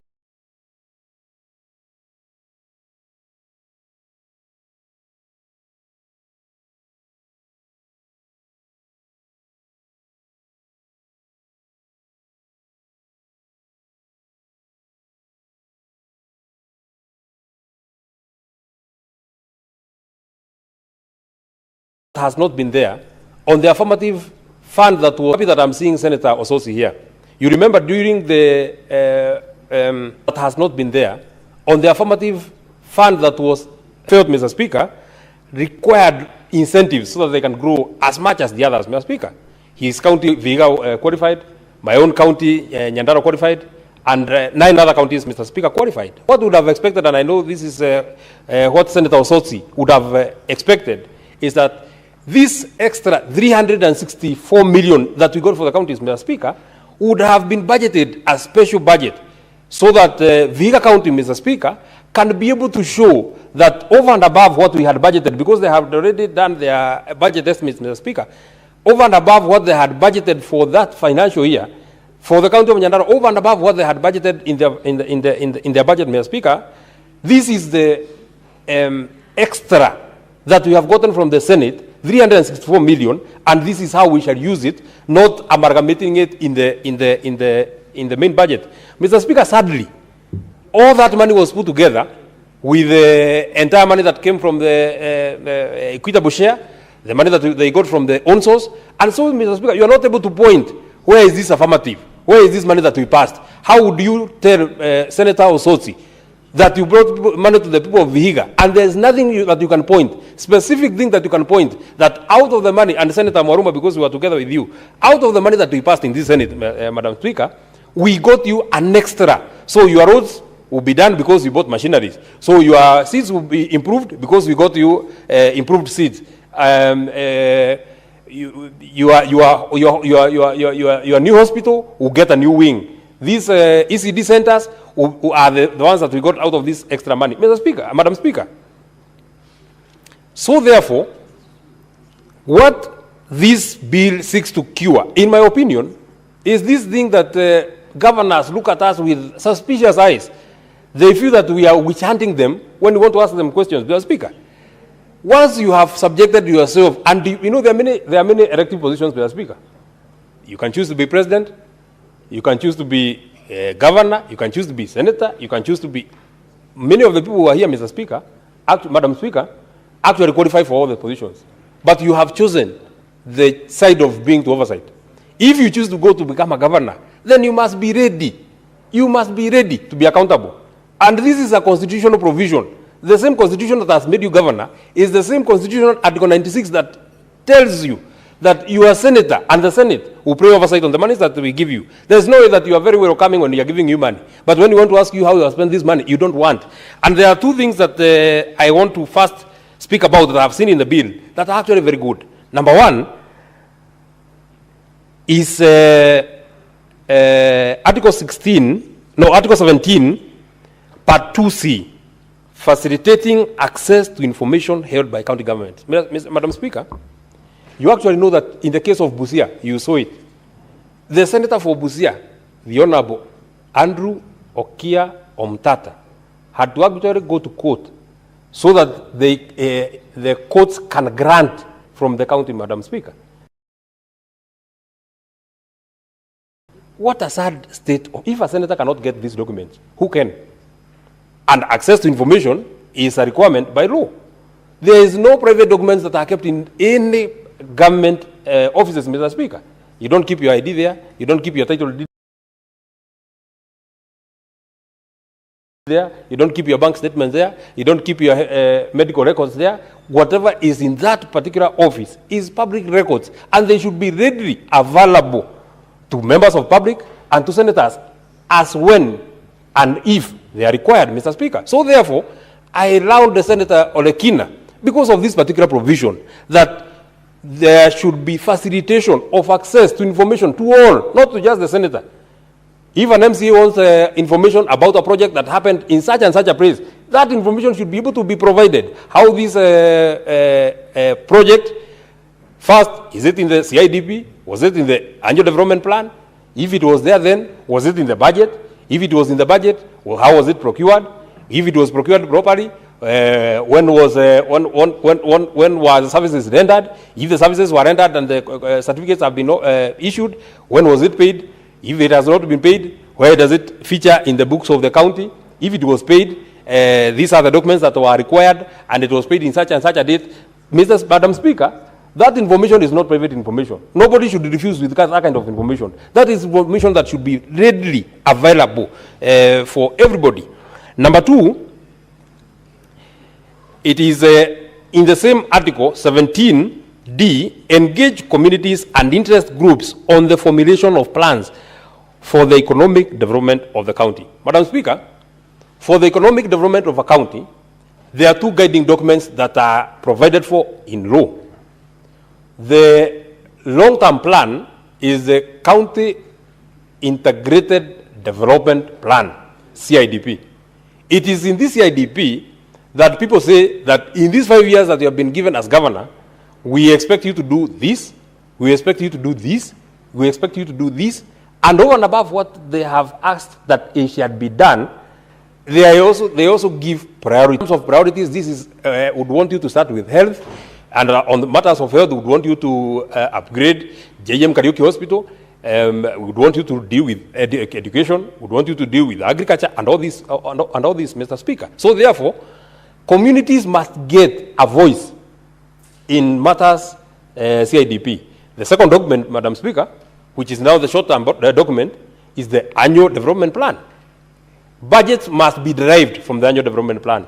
This kind of governance, this habit of governance, Madam Speaker, changing programs haphazardly. Today, you are speaking about buying, I don't know, Senator Olekina, whether you help me. There is, oh yeah, I remember now. There is something that they brought in Nyandarua, I think in the first year of our governor. Now he was saying so that we increase in milk production, now we are giving farmers super napier. Super napier, so that now the milk production will go so high. They put it in the budget the first year, I think 12.5 million, then another in the supplementary, another 12.5 million. Just before that program kicks off, Madam Speaker, the next year, the governor told us now we are not dealing with super napier again, now we are dealing with APO. We now will stop doing or giving super napier, we'll now start giving you APOs. And I think the budget was prepared, some people are given APOs. Just before farmers in Nyandarua start acclimatizing on how we shall do apple farming, we are now told I think now the current program is coffee growing in Nyandarua. Madam Speaker, how these have been derived from the annual development plan, we must, Madam Speaker, stop this habit of governance. Senator Mwaruma, and told you that this is working in my county, you want to rush it and customize it in your county. The factors that are there in Taita Taveta are not the same. The challenges of Narok are not the challenges of Nyandarua. The challenges of Narok are issues to do with livestock. If I want to teach him on cabbages farming, maybe it does not do as better as it does in Nyandarua County, Madam Speaker. So therefore, I really support this particular provision in law. And number F is monitor the spending patterns of public entities within the county. This is also very, very important. That this bill seeks to give the senator the powers to monitor the spending patterns, Madam. We try and cure this issue that, and I have been a member of the Public Accounts Committee. I think I was there for 2.5 years, or rather, I think, yeah, it was 2.5 years, Madam Speaker. And the problem that we have, I'm wondering whether 10 minutes is, I think I speak either very slowly or I speak very fast, so I don't notice when my time goes. Or I think the watch that Mogera uses when I'm speaking is a bit different. But I want to be very, very quick, Madam Speaker. So that we try and cure this problem of the Public Accounts Committee being a committee of morticians, that you only deal with matters once they have already happened.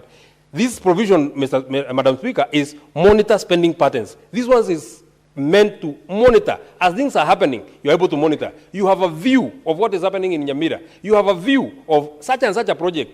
Was there in the budget? How far is it? Has it been procured? Has the services started happening? Madam Speaker, you know, some projects are long-term. So you are given a 2-year contract. Madam Speaker, when the contract has not been spent, you are not able to raise questions, even at the Public Accounts Committee level, Madam Speaker. But now tell me, If you are supposed to do this project in 2 years, and 1 year, 6 months, you have not started, how will you start in the last 6 months? And you're not supposed to ask a question because the contract is alive. I think this is what Senator Olekina wanted to cure when he brought this particular bill. I've spoken about this. This is 18.6. The county executive committee member shall avail, and the use of the word shall is very critical, shall avail the senator with pertinent information. It's not a request. If I want information on anything, this is a public entity, on anything, any project, any program, any government program, including, Madam Speaker, you know, we have had a challenge, even getting to know the prayer breakfast of the national prayer breakfast, how much was spent by either parliament, the national government. Nobody knows how much was spent. Prayer breakfast, you're even hiding money that you are using to pray. Just talking to God, you don't want to know, you don't want us to know how much you spent when you wanted to speak to God. I mean, Madam Speaker, these are things that should be so straightforward. And I think they should, and I think 19 also speaks about these documents being availed to the members of public. This is also something else that I was able to pick. The clerk of the Senate may provide such logistical support as necessary. Maybe I would want you to move an amendment, Senator Olekina, so that you don't leave it as a prerogative of the clerk of the Senate to either offer or not. Because when you say that may offer, he may choose not to. He may start with Kiambu. Or Wajir is so far, and it should be the clerk of the Senate shall provide. It should be his obligation to support senators as they carry out their oversight role. Maybe finally, Senator Olekina, as we think about the miscellaneous provisions that are here, I have seen that there are regulations that will be moved by the county executive committee member. And one of them, notwithstanding the generality of subsection 1, the CEC member may make regulations on the processes related to the management and implementation of the project. It is here that I would want us to be a bit careful, so that they also don't process regulations that will claw back the gains that we have gotten, because they may put things in the regulations that do not make it easy for us to know the management and the processes in the implementation of projects. In fact, this is very critical, Senator Olekina, because these regulations are speaking about implementation. This is where the crust of this matter would be cured. If we want to play very, very active oversight, it should be in the implementation of projects. So therefore, it should be an open book on how we can be able to see, we can be able to view implementation of projects. It should not be, if a CC now, for example, Senator Olekina, as it has been provided here, what if a CC now says in the regulation that this information will only be provided after the completion certificate of that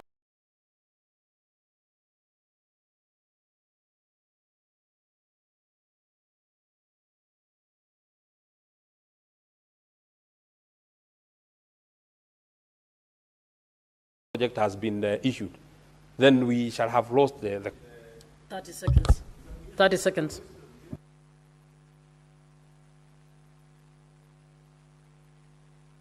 You're actually spending your 30 seconds. Just 1 minute. I know Senator Murango wants to also speak a lot of wisdom, Madam Speaker.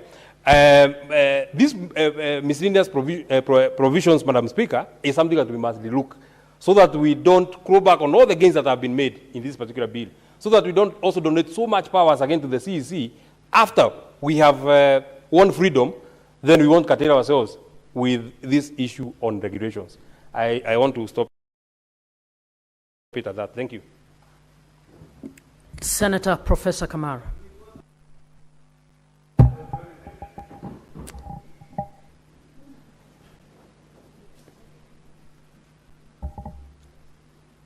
I'm not getting the microphone. Okay, thank you, Madam Speaker, for the opportunity. I've gone through this bill. Unfortunately, I don't support it in the format it's in.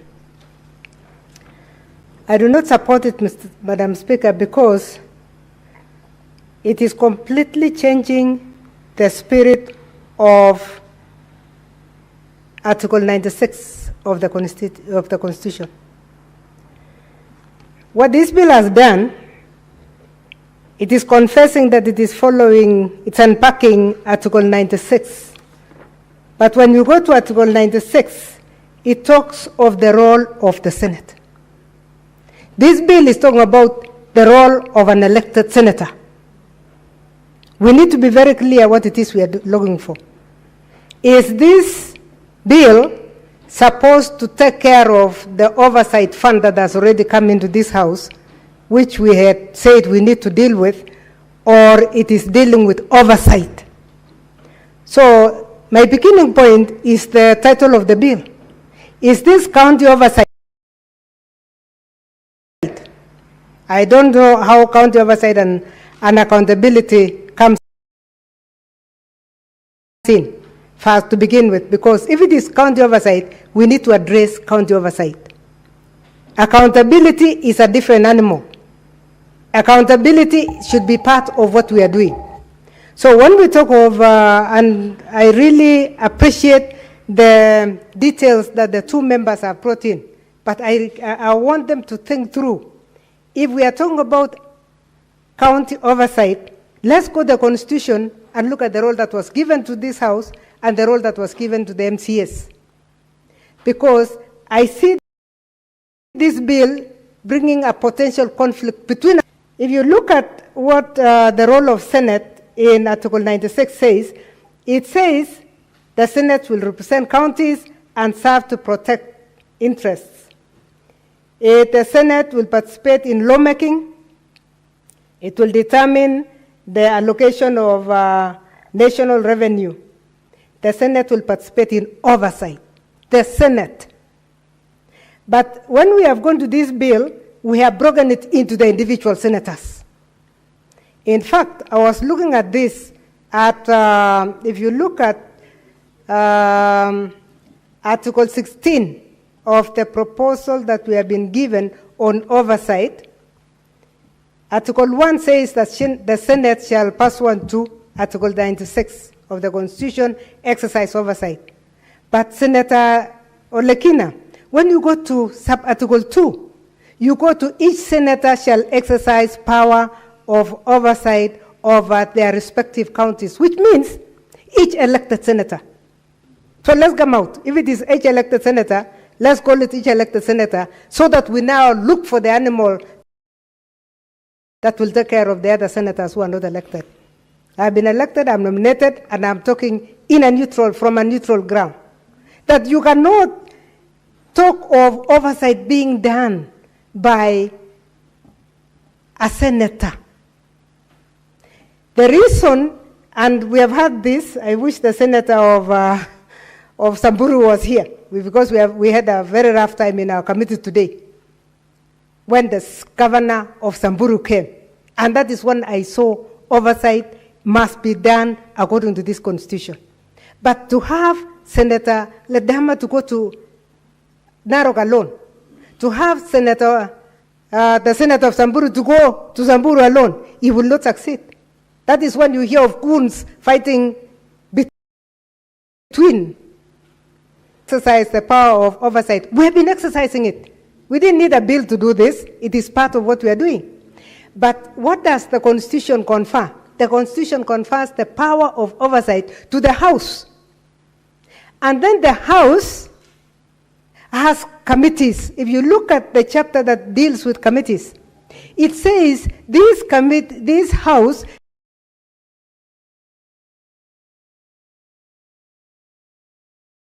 shall operate through committees. And I'm asking my dear brother Olekin, committees vis-a-vis an individual person, and find it wise as he looks at the amendments we wish to give you better service than an individual. I say this because I was elected, Madam Speaker. When I was elected, I was able to oversight my governor through the committees of this House, not through an individual, but information. I got a lot of information. My Senate office was getting information from the CECs and whatever. I never interacted with the CEC. Why should I interact with the CEC? My own staff, who are equal to the CEC, will interact with the CEC. And once they have interacted, they bring information to my office. They tell me this is the area that is weak. I ask a question in this house.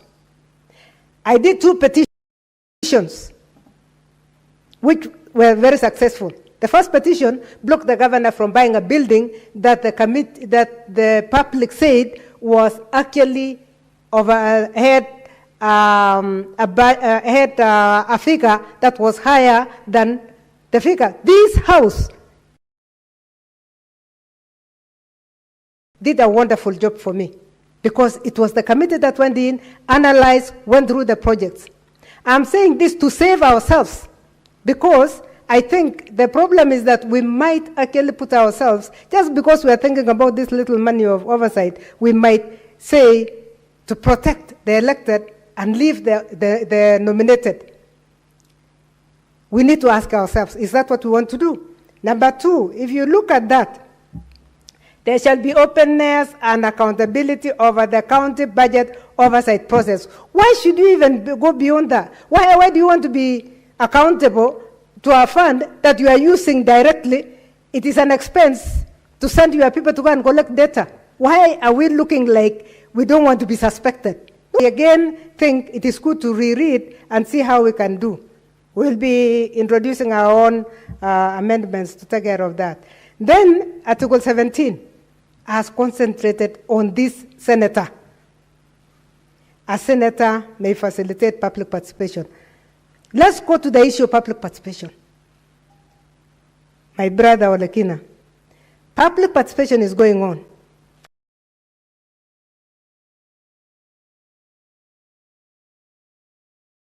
Currently. Before there is published every 5 years, massive public participation takes place. Even as nominated, I went to 3 wards to know if actually we are doing the right thing and giving people what they want. That is public participation number 1. According to the Constitution, you must have a CIDP, and once you have had your CIDP, you must have annual plans. When the annual plan, an annual plan is an extract for that year, and hopefully the county has 5 annual plans which they don't declare. They declare annually what they are going to do. And once they have declared annually what they are going to do in the year, that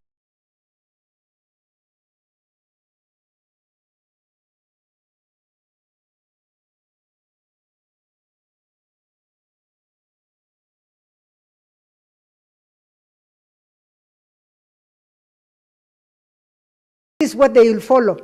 But are we going to have a diversion from the annual?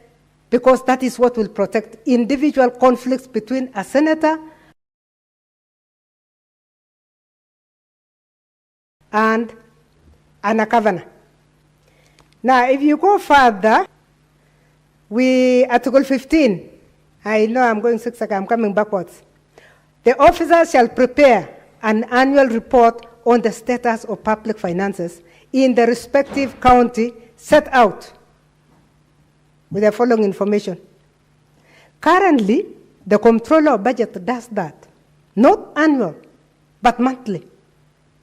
I used to get, as a senator, monthly reports on my county, and my senator was here. I wanted to know whether he's still receiving that, because we used to receive, but the other senators must be receiving.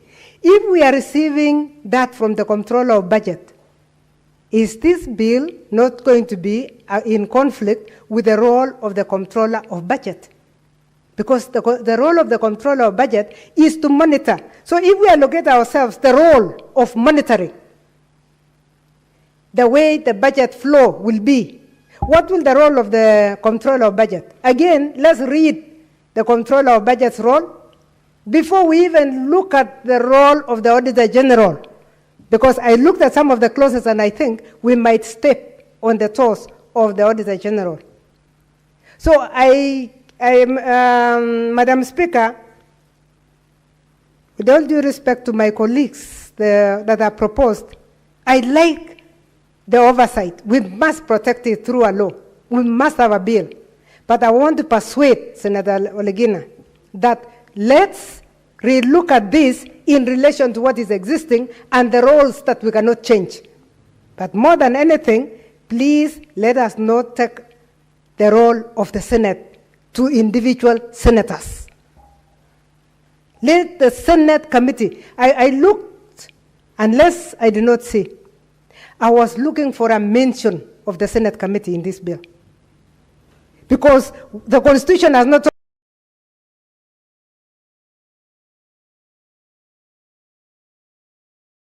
talked about the senator. It had officers to the Senate itself.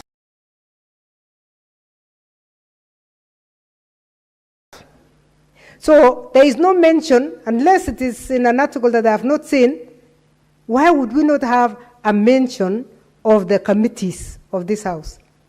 The committees of this House are very powerful. They have been given the power even to arrest. We are told that they are given the powers of the High Court. If they have the powers of the High Court, will an individual senator have the powers of the High Court? I ask that loudly, Madam Speaker. Will the individual, or we are trying to, or we'll expose ourselves?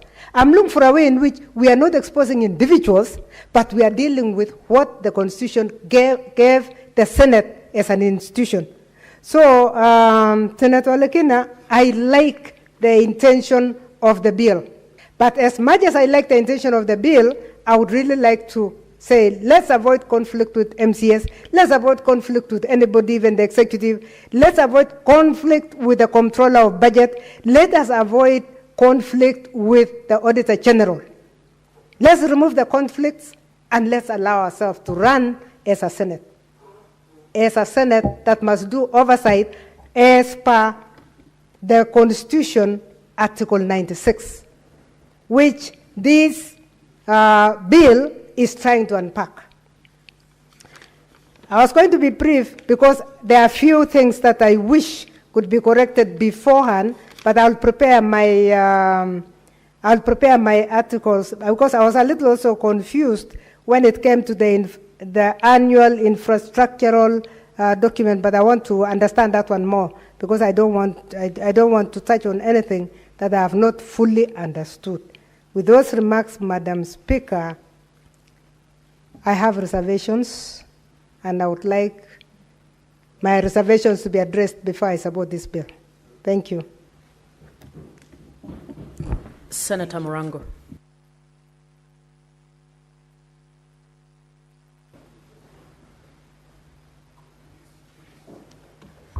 Asante sana Mstahiki Spika kwa kunipatia nafasi niweze kuchangia katika mswada ambao unahusu uangalizi na uwajibikaji kwenye gatuzi zetu.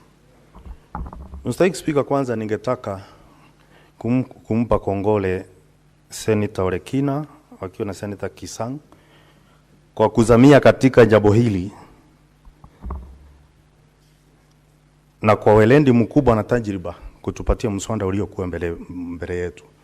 Nadhania Mstahiki Spika ni kwa sababu wameona dhoruba na hali ya bahari, wakaamua kushona jarife na kutengeneza jahazi ili tuweze kufika kilidini. Kwa sababu kwa muda, Mstahiki Spika, katika mambo ya ushiriki wa umma katika gatuzi zetu imekuwa tu ni eka za mbunwasi, lakini imekuwa ifanyiki vilivyo. Ukiangalia sana kwa sababu hapo awali nimekuwa mwakilishi wandi ya Kerugoya, ni kwamba wakilishi wandi wanafanya ushiriki wa umma kivyao, alafu gavana anafanya ushiriki wa umma kivyake. Na katika hali zote zile fedha za umma huwa zinatumika. Lakini gavana pia huwa anachukua maoni ambayo yeye mwenyewe amesirikisha umma ndio anatumia kutengeneza bajeti. Juzi nadhani Mr. Speaker uliona aibu iliyokuweko pale kwetu Kirinyaga, hakina mama wakipigishwa vichwa ngomba na mapinde kukiwa na DJ, na kukija uhasibu utakuja kupata kwamba ile fedha ilitumika katika yale mambo yalikuwa yanafanywa pale, itakuwa na nafasi kuonyeshana ya kwamba kulikuwa na ushiriki wa umma na hukuwa ni ushiriki wa umma. Mr. Speaker, ukiangalia sana kumekuwa na tatizo kwamba unapata barabara ambayo imetengenezwa na kera pia imeratibiwa kutengenezwa pia na county, na unapata ya kwamba fedha zimelipwa kwamba county ndio imeweza kutengeneza ile barabara, lakini imetengenezwa na serikali kuu. Lakini Mr. Speaker, kwa sababu nyumba inajulikana na mwenyeji sio mgeni, ili tuweze kung'amua mbivu na mbichi, inabidi tuweze kupewa nafasi ya pia kutoa maoni yetu na kukaa katika ushiriki ambao unafanyika, ili tuweze kuelewa zaidi nini inaendelea. Kwa sababu ilivyo sahihi, ukiniambia seneta niende nikaombe ruhusa mwakilishi wandi kutoka wandi fulani ili niweze kukaa kutathmini yanayoendelea, sidhani itakuwa naweza kutoshea katika ile nafasi. Na kama ni gavana ya kuangalia wanaofanya, kwa sababu wakati wanayofanya hiyo maneno ya ushiriki ya umma ambao inakuanga ni gushi, hawatakangi pia kujulikana. Inafaa Mr. Speaker, nitapeana mfano wa seremara ambaye sana sana huwa anatumia misumari kushikanisha mbao. Utapata kwamba yule msumari ulio wima ndio ugongwa sana na nyundo. Ule msumari ambao uko kombo huwa unaachwa. Na hivyo ndio ilivyo siku ya leo, kwamba seneta ambaye anafaa kufanya uangalizi wakati anaposema jambo kuhusu venye ushiriki wao unafanyika siku ya leo, wewe ndio unagongwa sana, lakini walio kombo mangavana wanaachwa. Nadhani kama kungekuwa na haki, njera nyingi zingekuwa zimejaa wale mangavana, lakini sio raia maskini. Mr. Speaker, kuna msemo wa Kiswahili unasema kwamba ukiona maharagwe yameiva ujue makaa yameteketea. Mr. Speaker, wakati unaona dhoruba na kelele nyingi katika kaunti wakati tunauliza maswali, hiyo ni dalili ya kwamba maharagwe yameiva na makaa yameteketea. Na makaa yenyewe ni fedha za umma. Kwa sababu fedha za umma lazima kuwe na zinafanywa uangalizi. Lazima watu wajibike wakati wanatumia fedha za umma. Na kwa hivyo njia mojawapo ya kupata majibu ya fedha zinazotumika, kwanza ni kuhusisha wananchi waseme wanataka nini. Wakati wakisema wanataka nini, bajeti inayotumika ikitumika tuweze pia kuona ni nini imefanya. Kwa sasa maseneta wameachiwa kazi ya kama kupasua maiti. Na unajua mpasua maiti sio daktari. Kwa hivyo tunapofikiwa na zile ripoti kutoka kwa mkuu wa uhasibu, tunayoweza kufanya ni tuseme ni nini ilisababisha kifo cha ambacho kinatokea kwa fedha za umma. Lakini hatuwezi sema tuwezi kutimbu magonjwa ambayo yameua imeua zile fedha ambazo tunapatia county. Kwa hivyo ikiwepo kuna nafasi ya sisi kuwa pale kuhakikisha kwamba pia tunahusika, tutaweza kurekebisha mambo zingine kabla mambo hayajaweza kuharibika zaidi. Mr. Speaker, wakati tulikuwa tunafanya ushiriki wa umma kama wakilishi wandi pale nilipokuwa kiongozi wengi katika gatuzi la Kirinyaga, kulikuwa na tatizo moja ambalo lilikuwa linatokezea. Ni kwamba bajeti inayotoka kwa gavana ndio inapelekwa kushirikishwa kwa umma. Lakini sio kusema wameulizwa kwanza kwa mujibu wa sheria, ili wakuje waulizwe maswali waseme waulizwe kwanza alafu ndio gavana hakuja na majibu. Inaanza kwamba bajeti inatengenezwa na gavana. Kuna mwingine alinunua mavi ya mbuzi akasema ni mbolea na akapeana, na ukienda kwa uhasibu uwezi tena ukaenda ukahesabu chembe ya mavi ya mbuzi ili uweze kuweza kufanya gavana awajibike. Kwa hivyo inakuwa ni kusudia kwamba ile mambo inafanywa kusudi, kwa sababu gavana anajua kwamba uwezi enda pale tena ukaweza kufanya awajibike katika maneno ambayo amefanya. Lakini kwa mujibu wa sheria inafaa wananchi waseme wanataka nini, gavana aende atengeneze kupitia waziri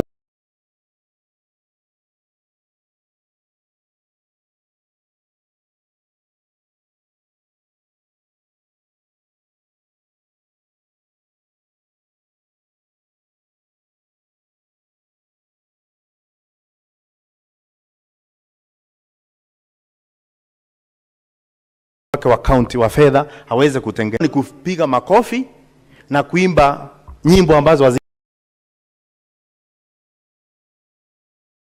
kiitikio. Unakuja kupata kwamba Mr. Speaker, gavana akisema anajenga uwanja ya helikopta kutua, wanapiga makofi tu. Lakini wale wananchi ambao wanafaa kuwa wanasema nini wanataka, wale hawana maji, hawana dawa hospitalini, hawana barabara, wana la kusema. Kwa sababu gani? Kwa sababu majukumu yote ya kushirikisha umma katika mchakato mzima kutengeneza bajeti umeachiwa gavana. Hiyo ndio sababu kubwa. Na kwa hivyo gavana hufanya mambo ambazo anajua ni rahisi kufanya kuliko kufanya mambo ambayo inatakikana kufanya. Mr. Speaker, nimetoka kaunti ambayo zaidi ya 99.9% ni wakulima. Lakini bajeti inaoenda katika kustawisha kilimo unapata ni duni, hata haijafika 5%. Sasa unakuja unajiuliza, ni akina nani hawa wanasema kwamba kujengwe magorofa? Ni akina nani hao wamesema kwamba wanataka kwenda barabarani kupiga vichwa ngomba na mapinde kuliko kusema wanataka vitu ambazo unaona waziwazi inafaa kufanywa. Kwa hivyo mimi ningesema kwamba chambilecho waenga akili ni nywele, kwamba Senator Olekina na Kisang wamefanya kazi nzuri kukuja na mswada ambao uko mbele yetu siku ya leo.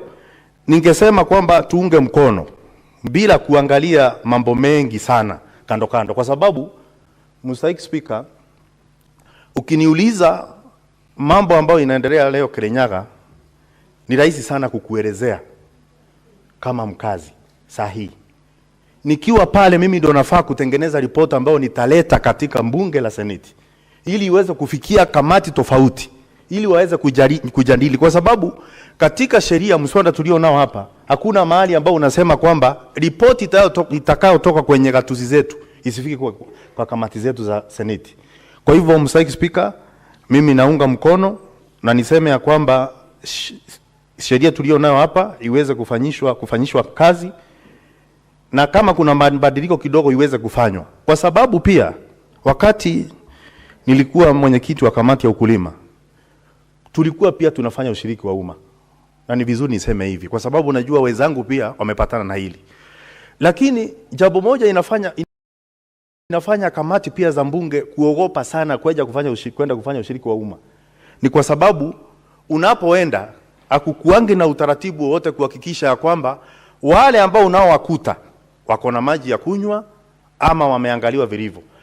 Kwa hivyo maseneta wengi, na ningeomba kama Senator Wambua angekuwa hapa kwa sababu tulienda naye Kitui na akaona hii kwamba unarudi mfukoni kuhakikisha kwamba umeangalia na kutatua maneno ambayo unapata wakati unazunguka ukifanya ushiriki kwa umma.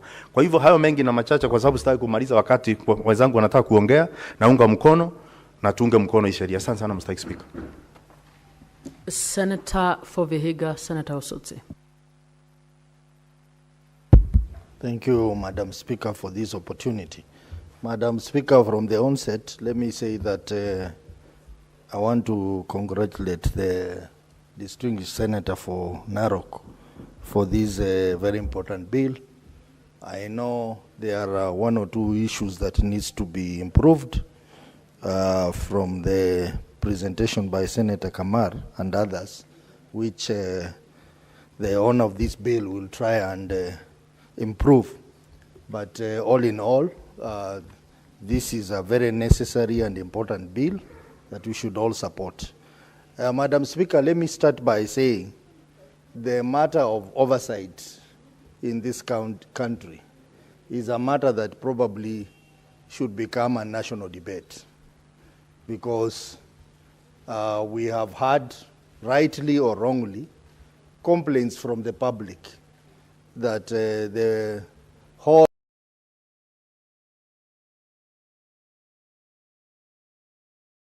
concept of oversight seems not to be open for this country. Madam Speaker, there are various reasons why that is so, and we must address it. And I remember very well our departed leader, Honorable Raila Odinga. These was one of his main concerns in public before he departed us. that is Parliament performing its oversight role well? And according to him, there is a problem. So even as we mourn Honorable Raila Amolo Odinga, we must reopen this debate, public debate, on what is the status of oversight in this country. Has it worked or not worked?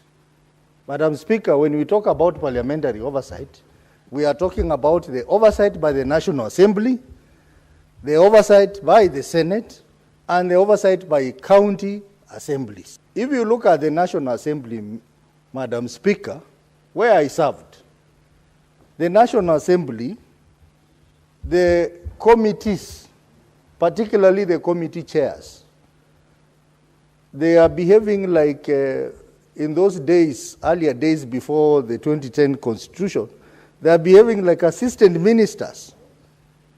They act at the whims of the cabinet secretary. So what kind of oversight can you do if the chair of a parliamentary committee spends most of his time in the offices or government offices of cabinet secretaries? And he would even appear before the House to read responses, particularly to statements, by the cabinet secretary whom he is supposed to be oversighting. So I think it's important for us to relook at the whole concept of oversight. There is also the element of independence of legislature. For example, at the county assembly level, the county assemblies are not independent. Finance autonomy law that has given them some teeth. But the implementation is so slow, Madam Speaker. Something has to be done so that at least MCS start having teeth to bite in their respective counties. For the Senate, Madam Speaker, we are being let down by other supporting public institutions. Madam Speaker, for example, the EACC. How many reports, how many recommendations are we given out to EACC that have not been acted upon? The Director of Public Prosecution, Madam Speaker, how many recommendations have they not acted on, Madam Speaker? So I think all that provides fodder for the need for us to review the entire process of oversight in this country to ensure it works. Madam Speaker, coming to this bill, I would want the mover of this bill to also look at the roles of other people in our respective counties who perform the role of oversight. For example, Madam Speaker, if we go back to our counties, you see a lot of young men who are doing an excellent job in our respective counties, either as bloggers, bringing up issues on matters of accountability in our counties. Others are in civil society, bringing up issues. I think there is need to protect these individuals who are doing a good job. I have so many of them in my county, and they do a good job, and I support them to do that job. And I think this law should look at how can we protect or enforce these people so that they do their work in a more structured manner and they are protected. Because some of them have even lost lives, Madam Speaker. Like you saw the case of Meru, where a blogger was murdered. And many others, Madam Speaker. We have to find a system in which we can protect these good citizens who want to participate in ensuring that there is accountability in our counties. Madam Speaker, role of our partners, Madam Speaker. For example, the Office of the Auditor General. How can they help us to enhance this law? Because they play an important role. They provide us the primary data that we need to be able to do our oversight well, Madam Speaker. Madam Speaker, even as I talk about the roles of other partners, particularly OAG, I think there is a need for us to overhaul our financial accountability system in this country. Madam Speaker, the financial system in this country, it is based on a Westminster system. Westminster, which we borrowed from United Kingdom, which starts with the authorization of expenditure by Parliament through the budget making process, and then it leads to production of financial statement at the end of the year by entities, and then auditing process as per the Public Audit Act, and then submission of audit report back to Parliament, and then Parliament through the committees of PAC and PIC to review those reports. Madam Speaker, this system has a lot of gaps. There are other better systems that this country should consider. For example, we have a judicial system. Other countries, for example, we happen to have visited Morocco, where they have what we call court of accounts, where entities appear in a judicial setup, they present their report, and a judgment is made there and there. If someone has stolen, a judgment is made there to put him in, or to fine him, or to basically take an action. Our system, Madam Speaker, when you do the audit review, you do a report, it is passed here, recommendations go to EACC, and no one bothers to act on them. The whole thing is full of gaps, which must be looked at so that we have a tighter financial accountability system that is going to protect our investment in this country. Madam Speaker, let me also talk about on the role of public participation. Public participation in this country is not public participation, Madam Speaker, particularly in the counties. In the counties, you find a scenario where same individuals are the ones who participate in public participation, and they earn 1,000 shillings. It's like they are in employment. So if we have public participation today, tomorrow the same fellows will appear there. If you appear in some of those county public participation forum, and you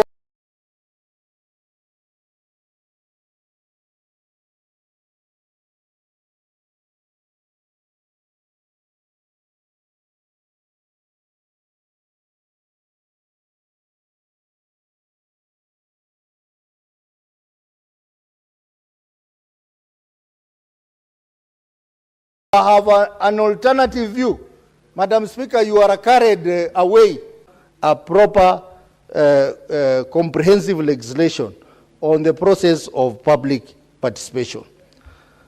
Madam Speaker, coming to this bill, the bill talks about having facilities for public participation. I want to agree with Senator Kajwang that can we, instead of saying public participation facility, can we have multifunctional town halls in our areas so that they can do other things? When there is no public participation, they can be used for other functions.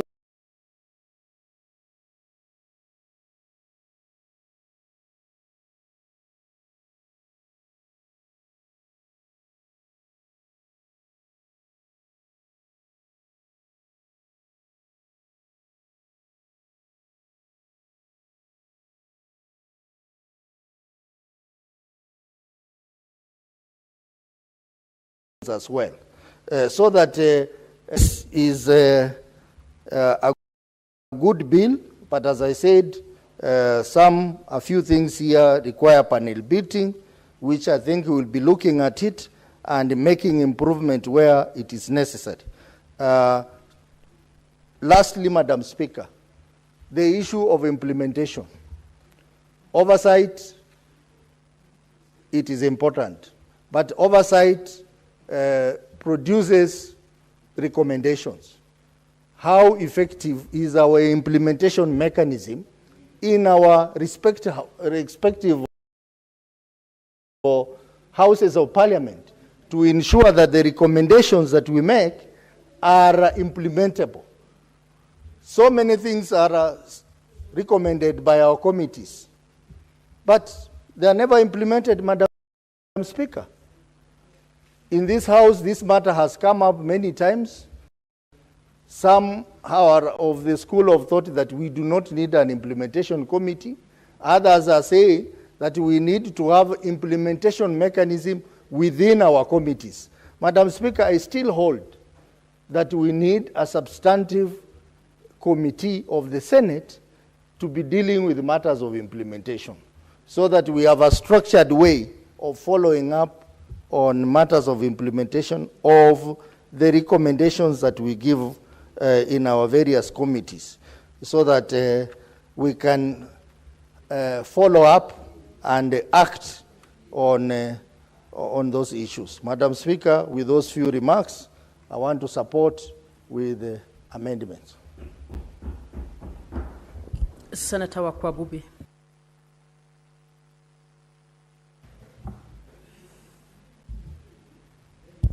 Thank you, Madam Speaker, for the opportunity to contribute towards this bill. I want to begin by acclaiming the proponents of this bill, that is Senator Ledama and the co-sponsor, Senator Kisang, because we want to wrap it at the essence of having public participation. And I would love to peg it to the Constitution. Like for Chapter 1 of the Constitution, it talks about the sovereignty of the people and the supremacy of the Constitution. Senator Ososi has presented something on the constitutional, what the Constitution envisages about public participation. And I would like to put the quotations right. For example, we have Article 118 that talks about public access and participation in Parliament. Article 196 talks about public participation in county assemblies. And Article 201 talks about public participation in financial matters. I want to substantiate much about these constitutional frameworks that guide this, because we all know that the crux of public participation as a tool is actually a core principle for government operations and the entire legislative process. Public participation has been there, but in my own honest opinion, sometimes I could say that it has been haphazardly done, and therefore there is need for us maybe to have whatever the senators have presented to enable us to do a lot of oversight for the purpose of efficacy and performance. When we relate back to what Baba left us with, I think he had a very good public philosophy on devolution that was goal-oriented. So we also need to look at these senators to monitor the relevance, the effectiveness, the efficiency, or rather the efficacy of all that we have. Counties have got CIDPs, they have got fiscal strategy papers, and they have got well-documented papers in regard to projects, in regard to budget estimates, and even the items. They have what we refer to as itemized budgets. But sometimes, like Senator Methu pointed out, that there is a lot of movement of funds from one voted to another. That is vehement, that is unconstitutional, and this tends to maybe curtail the progress of the projects that were intended for, and therefore also curtailing development for the people. So I want us to look at this, that public participation as a tool occasions for diverse audiences where they have to give input from different, maybe counties, from different perspectives and from different sectors.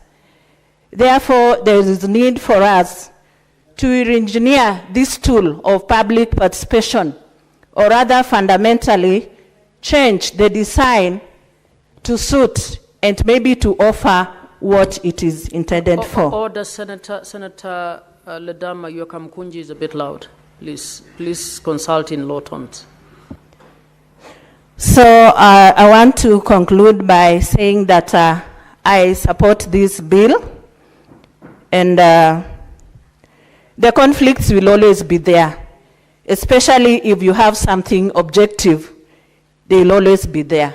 But let's look at the delivery point and the pinpoint with which we are operating.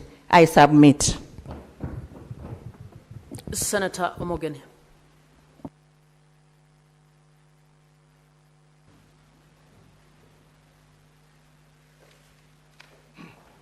Yes, thank you, Madam Speaker.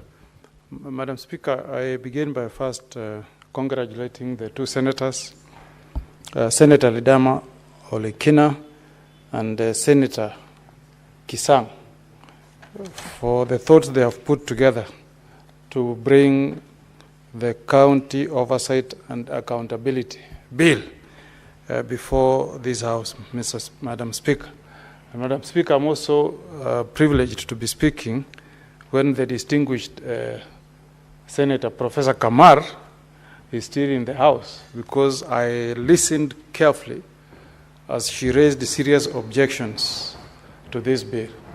Madam Speaker, I first want to inform the House that I've had also the privilege of reading through the memoranda of objects and reasons for this bill. And Madam Speaker, if you read in paragraph 3, the bill actually seeks to give effect to the constitutional provisions on oversight, on public participation, and on participatory democracy. And it cites Article 96, Article 174, and Article 21. Madam Speaker, for some of us who are lawyers, time and again, our courts of law have made many pronouncements on the importance of public participation. But by and large, it is us parliamentarians who have been a big letdown, Madam Speaker, to the public, because we have failed year after year to enact an enabling legislation that would give full effect to Article 10 of the Constitution that gives prominence to on public participation, on our governance issues, policy decision making, approval of important government appointees, etc., etc. So, Madam Speaker, we have been accorded an opportunity by these two distinguished senators to step in and fill the gaps, Madam Speaker. Because when you enact a legislation, you give a good framework that should guide our public entities and our public bodies on how to undertake an effective and meaningful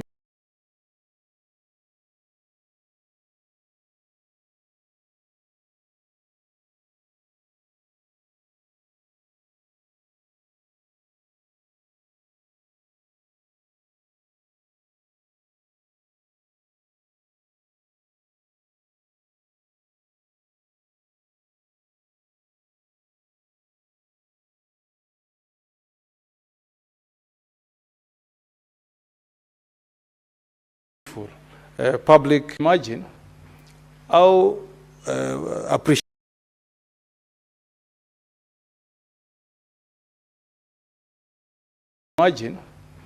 how appreciated the citizens of this country will feel if we start budgeting for constructions of social halls where budgets will be taken, and the citizens will make their input before county assemblies, or even our national parliament, Senate and National Assembly, passes a legislation. Madam Speaker, if you look at the decisions that have come from,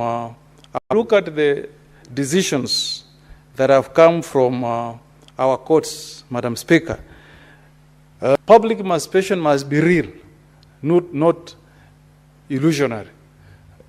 Saying real means that the people really must get an opportunity to make their input and for their voice to be heard. And then he says, if you don't understand,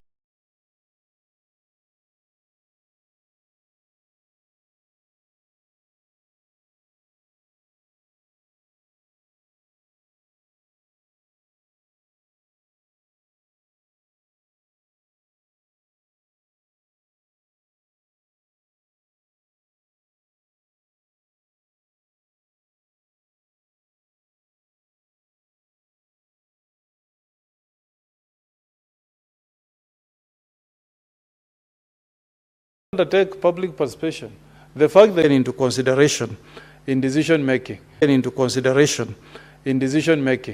Madam Speaker, I'll propose that we be radical, we be more radical, and enact that the citizens of this country should do an actual vote on some of these decisions. And if you go to other jurisdictions, if you go to Switzerland, Madam Speaker, the concept of public participation is mentioned in their constitution, the way it's mentioned in our Kenyan constitution. But the way they give effect to that provision on public participation is by ensuring that the citizens themselves conduct a vote, Madam Speaker, on that law. If you want to pass a legislation and you go to seek the views of the people, if you have 100 people in the hall, you do a vote. You know, if more than 50% support, then you will say that that particular region supports that law. That's the only way we can have meaningful public participation. We saw what happened, and I have no intention of casting aspersions to our colleagues from the National Assembly, but we also what happened during public participation on the proposed constitutional amendment bill, Madam Speaker. It is impossible to say whether the people who appeared before those public participation sessions indeed supported the bill. Because at times you go and there is heckling. Those who support the bill are given an opportunity to speak. Those who are opposing are not given an opportunity to speak. So it's not meaningful. The only way, Madam Speaker, we can make it meaningful, and it was not for nothing that that provision was put in the Constitution. We borrowed it from other jurisdictions. And those jurisdictions include what I've mentioned, Switzerland, what happens in Australia. Madam Speaker, in Australia, there is just a principle. The way our Constitution, in Article 10, as a principle, that there will be public participation. But how to make it effective and meaningful is a mandate that has been reserved for us senators. Madam Speaker, if you go to Australia, if you want to amend the Constitution in Australia, Madam Speaker, you undertake a referendum, Madam Speaker, and the people vote on that law before it is enacted. If you're able to get majority, then it becomes law. If you don't, it's not law. So the only way we can involve the people, I'll be proposing, Senator Olekina, is that Section 4 should be, public view shall be taken into consideration in decision making through a, so that we don't continue this business of alienating ourselves from the people. Madam Speaker, I've gone to my county the last 2 weekends, Madam Speaker, and there is hue and cry on the way Kenya Rural Roads Authority has budgeted construction of roads in our 47 counties. Because some counties have been excluded, including my own county of Nyamira. Not even our single tarmac is budgeted for by the National Assembly, Madam Speaker. Yet, the people of my county of Nyamira are also taxpayers, just like the people of the county of Uasin Gishu are or the people of the county of Nandi, or the county of Kisumu, Madam Speaker. But if public participation, the views of my people would have been taken into account, Madam Speaker, and then their input would have been heard, Madam Speaker. Remember what the late Prime Minister told us about roadside pronouncements, Mr. Speaker. He said that is what this country was fighting when we were enacting this new constitution. We gave a lot of legislative power to Parliament. We gave immense powers to the National Assembly on budget-making process. But you find the same members of Parliament will go to a public rally and they start lamenting to the President that, oh, Your Excellency, help us with a road here. Yet that role is reserved for the National Assembly. So I really urge my colleagues to support this bill so that we can start giving effect to the provisions that are in our Constitution. Number two, Mr. Speaker, I've seen what my good friend has proposed, especially in terms of empowering our senators to undertake effective public participation in Section 18. Now, Mr. Speaker, I'm just wondering, that's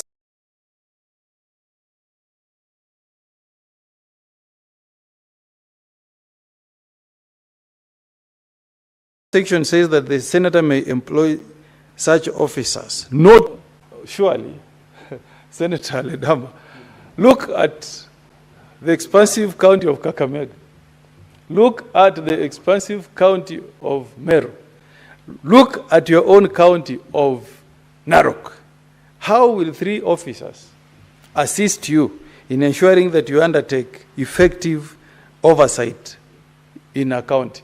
I will propose, Senator Ledama, that you don't be prescriptive.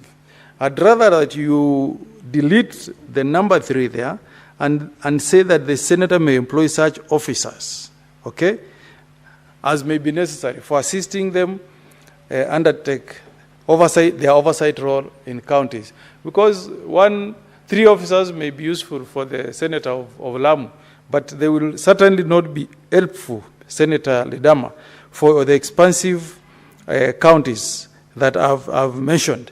And then on that particular section, Section 18, subsection 5, I think we should not limit the role of public participation to be the mandate of the senator. What happens to regulations, proposed regulations from various ministries? I think let's not make it look like now we are shifting the obligation from the respective entities to us. Remember, the courts have said that the person who bears the responsibility of ensuring that there is effective public participation is the body that wants to benefit from the proposed policy or from the proposed legislation. So I'll propose that you consider amending that so that we leave that task to be with the respective bodies.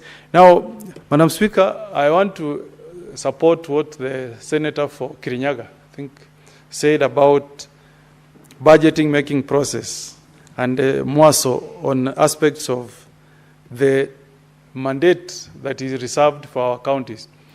Madam Speaker, if you read the Constitution of the Republic of Kenya, agriculture is a devolved function of our counties. Counties in the west of, do we say west of Rift Valley or the western part of Kenya, beginning from Bomet all the way. I don't know about Nandi, but at least I know from Bomet all the way. There's been a hue and cry on the low bonuses that were paid. But Madam Speaker, if you listen to county, it's called COG, the County of Council of Governors, COG, Council of Governors. Not even one statement has been released by these governors offering an explanation why farmers have been paid low bonuses. Policy issues from our CS Agriculture, no statement has been issued at all. My own governor, the governor of Nyamira, nobody has spoken on this matter, low bonuses to our farmers. And yet, if you go to the budget, Madam Speaker, agriculture is not given adequate budget allocation, Madam Speaker. So this, if you give the farmers an opportunity to meaningfully participate in budget-making process, I'm sure they will put a very strong case, Madam Speaker, why there should be enhanced, where there should be an enhanced budget in agriculture, Madam Speaker. Because we used to be told when we were growing up that agriculture is the backbone of our economy. Madam Speaker, if it's the backbone of our economy, how do you pay a farmer tea bonus of 12 shillings when the cost he has used for picking the tea, the fertilizer, the tilling itself is more than the 12 shillings, meaning they are running at a loss, Madam Speaker. And then the government is mum, yet during the campaign, this matter was given a lot of prominence by His Excellency the President. He said he was going to fix agriculture. But now that agriculture is not working, now that there is a lot of pain for our farmers, I've not had any pronouncements from His Excellency the President, Madam Speaker. If we have effective public participation, Madam Speaker, the farmers themselves will have a good say on what policies, what steps should be taken in budget-making process, Madam Speaker, so that the farmer can also have a smile in their faces. The money they are getting cannot even enable them to pay SHA annually, the way it is being proposed by our government. And as I conclude, Madam Speaker, I'm very happy that finally counties that have never known social halls may finally have a benefit of having social halls, Madam Speaker. When we grew up, we used to hear about, is it Ofafa, Jericho Hall in Nairobi. I'm looking forward to also seeing in Nyamira a social hall, Madam Speaker, where people can go and their facilities.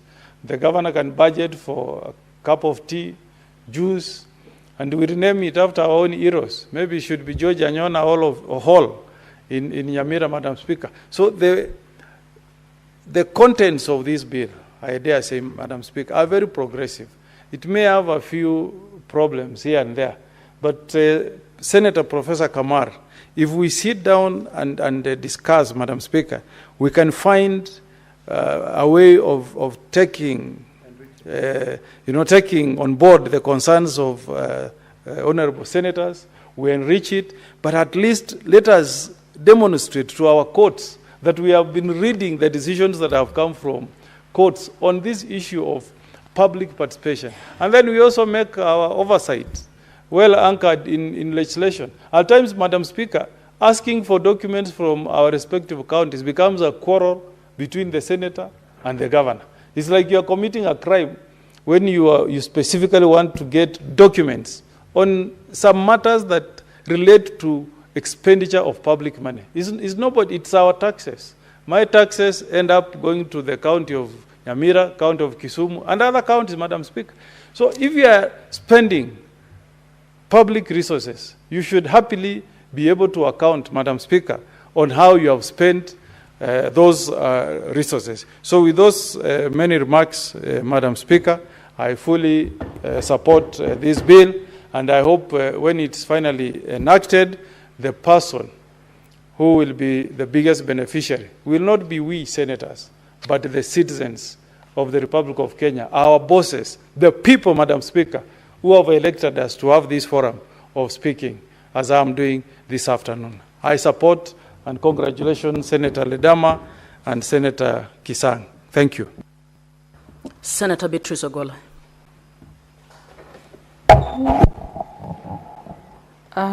Thank you, Madam Speaker, for giving me an opportunity. And from the word onset, I want to resonate with the colleagues that have been on the floor, and particularly because we have to enhance oversight and accountability in the counties for which the Senate is there, because by enhancing oversight and accountability, Madam Speaker, we will actually be strengthening the main role of the Senate. Madam Speaker, this oversight, I support this bill. One, that this bill will help to improve efficiency and effectiveness in the counties. That through this bill, we'll be promoting financial accountability. Madam Speaker, as I begin to support this bill, I also want to celebrate and not mourn the life of my fallen party leader, Jacom Baba, the former Prime Minister, the great man that created more greatness even in his death. Madam Speaker, I say I want to celebrate him because this is a man who lived his life. Not many people reach 80 years old.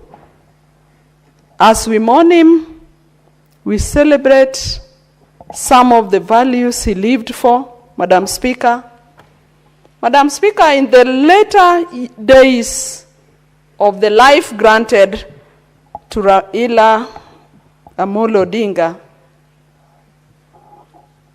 our former Prime Minister, when you watch the later videos where he was speaking, he emphasized that we should always think as Kenyans before we think about ourselves. And I'm beginning to think, even as I was mourning, that we need now to celebrate this man rather than mourn him. Come to think of it, Madam Speaker, that contrary to our expectations, especially from communities we come from, Baba was very specific on the hours that he should take when he goes to rest. There is the talk of the 72 hours, that this is a man who wanted Kenyans to move on. That this is a man that wanted this republic to move on even as we bid bye to him. What more greatness can we observe in this man? And Madam Speaker, why I celebrate this man is that he preached that we should be united. He preached the unity of purpose. In his life, he preached to the people closer to him and by deeds on inclusivity, that this is a man who, given a chance, Baba thought about Kenya rather than think about the community from which he came from. Even when he had an opportunity by the governments which he supported to make appointments, we could only see a Baba that thought about all the communities in this republic. That reflected on his cabinet, if he were to have one, that he would actually have all communities in this republic be represented in his government. Madam Speaker, I celebrate a man who preached forgiveness, that he was able to work with both foes and allies. Madam Speaker, not many of us, after competitions, would even tolerate meeting their competitors. Come to think of it, Madam Speaker, a number of us cannot even accommodate people they imagine to be competing over very personal things. But this is a man who was able to take 2 steps back and say, Kenya is bigger than himself. He wanted to demonstrate that he had a cause in this country. Madam Speaker, I celebrate his tolerance and patience. I celebrate his standing out for the less privileged or standing out for the marginalized. No wonder in our party we talk about social justice. Madam Speaker, look at the constituency Baba insisted on representing in this republic. Baba is somebody who would be elected in any constituency, if not all in this country. But he yearly went to represent Kibra, Langata, the place where people think we have the downtrodden, because that was what Baba believed in. Madam Speaker, I celebrate this man, and I cry for the people who lost their lives during his funeral, because, Madam Speaker, no Kenyan needed to die, because Baba's death was equivalent to so many deaths, and that is why I'm not mourning him, I'm only celebrating him. Madam Speaker, I remember as I celebrate this man, the lifelong tears that dripped from this man all his adult life. Madam Speaker, what could be the symbol of these tears? That Baba lived his life crying for this republic. He was crying for justice. He was crying for all the downtrodden. But I'm happy, and I want to congratulate Kenyans for mourning Baba in a honorable way, that they came out in their thousands. Madam Speaker, I've never seen such crowds in my life. That they came out in their large numbers, but those were very peaceful crowds. So I celebrate him because this is a man who was honored in life, but more, Madam Speaker, honored even in death. We celebrate a patriot. I celebrate a nationalist. I celebrate a man who gave his life for the sake of Kenyans. Madam Speaker, I said he preached forgiveness by what he did. And I want to ask everybody in this republic that forgiveness is actually a strength and not a weakness. Weak people don't forgive. It is only the strong, Madam Speaker, that forgive. Madam Speaker, I know you want to guide me. As we celebrate this man, Madam Speaker, who gave his life to this republic, because, Madam Speaker, the family of Baba had long sacrificed him to this republic. But, Madam Speaker, let me come back to the bill. And I congratulate my leader, the minority whip, none other than the senator of Narok, and the Senator Kipsang, for the County Oversight and Accountability Bill 2024. That as a Senate, we can only enhance county oversight. That we must strengthen oversight. But even as we do that, my leader, I do not think it is for lack of the physical facilities that public participation is not done well.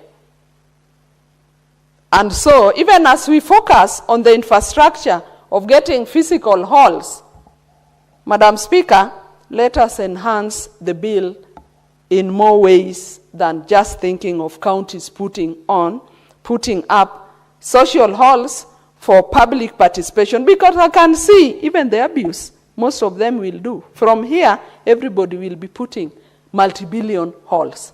Let us focus on the actual oversight. Let us strengthen the Senate in oversighting counties. And Madam Speaker, this must also include members of the public. We call upon members of the public that other than the stipulated oversight authorities like the Senate, the public must also be watchful down where they are in doing oversight, even as we improve efficiency and effectiveness in the counties, Madam Speaker. Let us be more objective. Honorable Senators, it is now 6:30 p.m., time to adjourn the Senate. Senator Ogola, you still have 9 minutes when we resume. The Senate therefore stands adjourned until tomorrow, Wednesday, 29th October, 2025 at 9:30 a.m.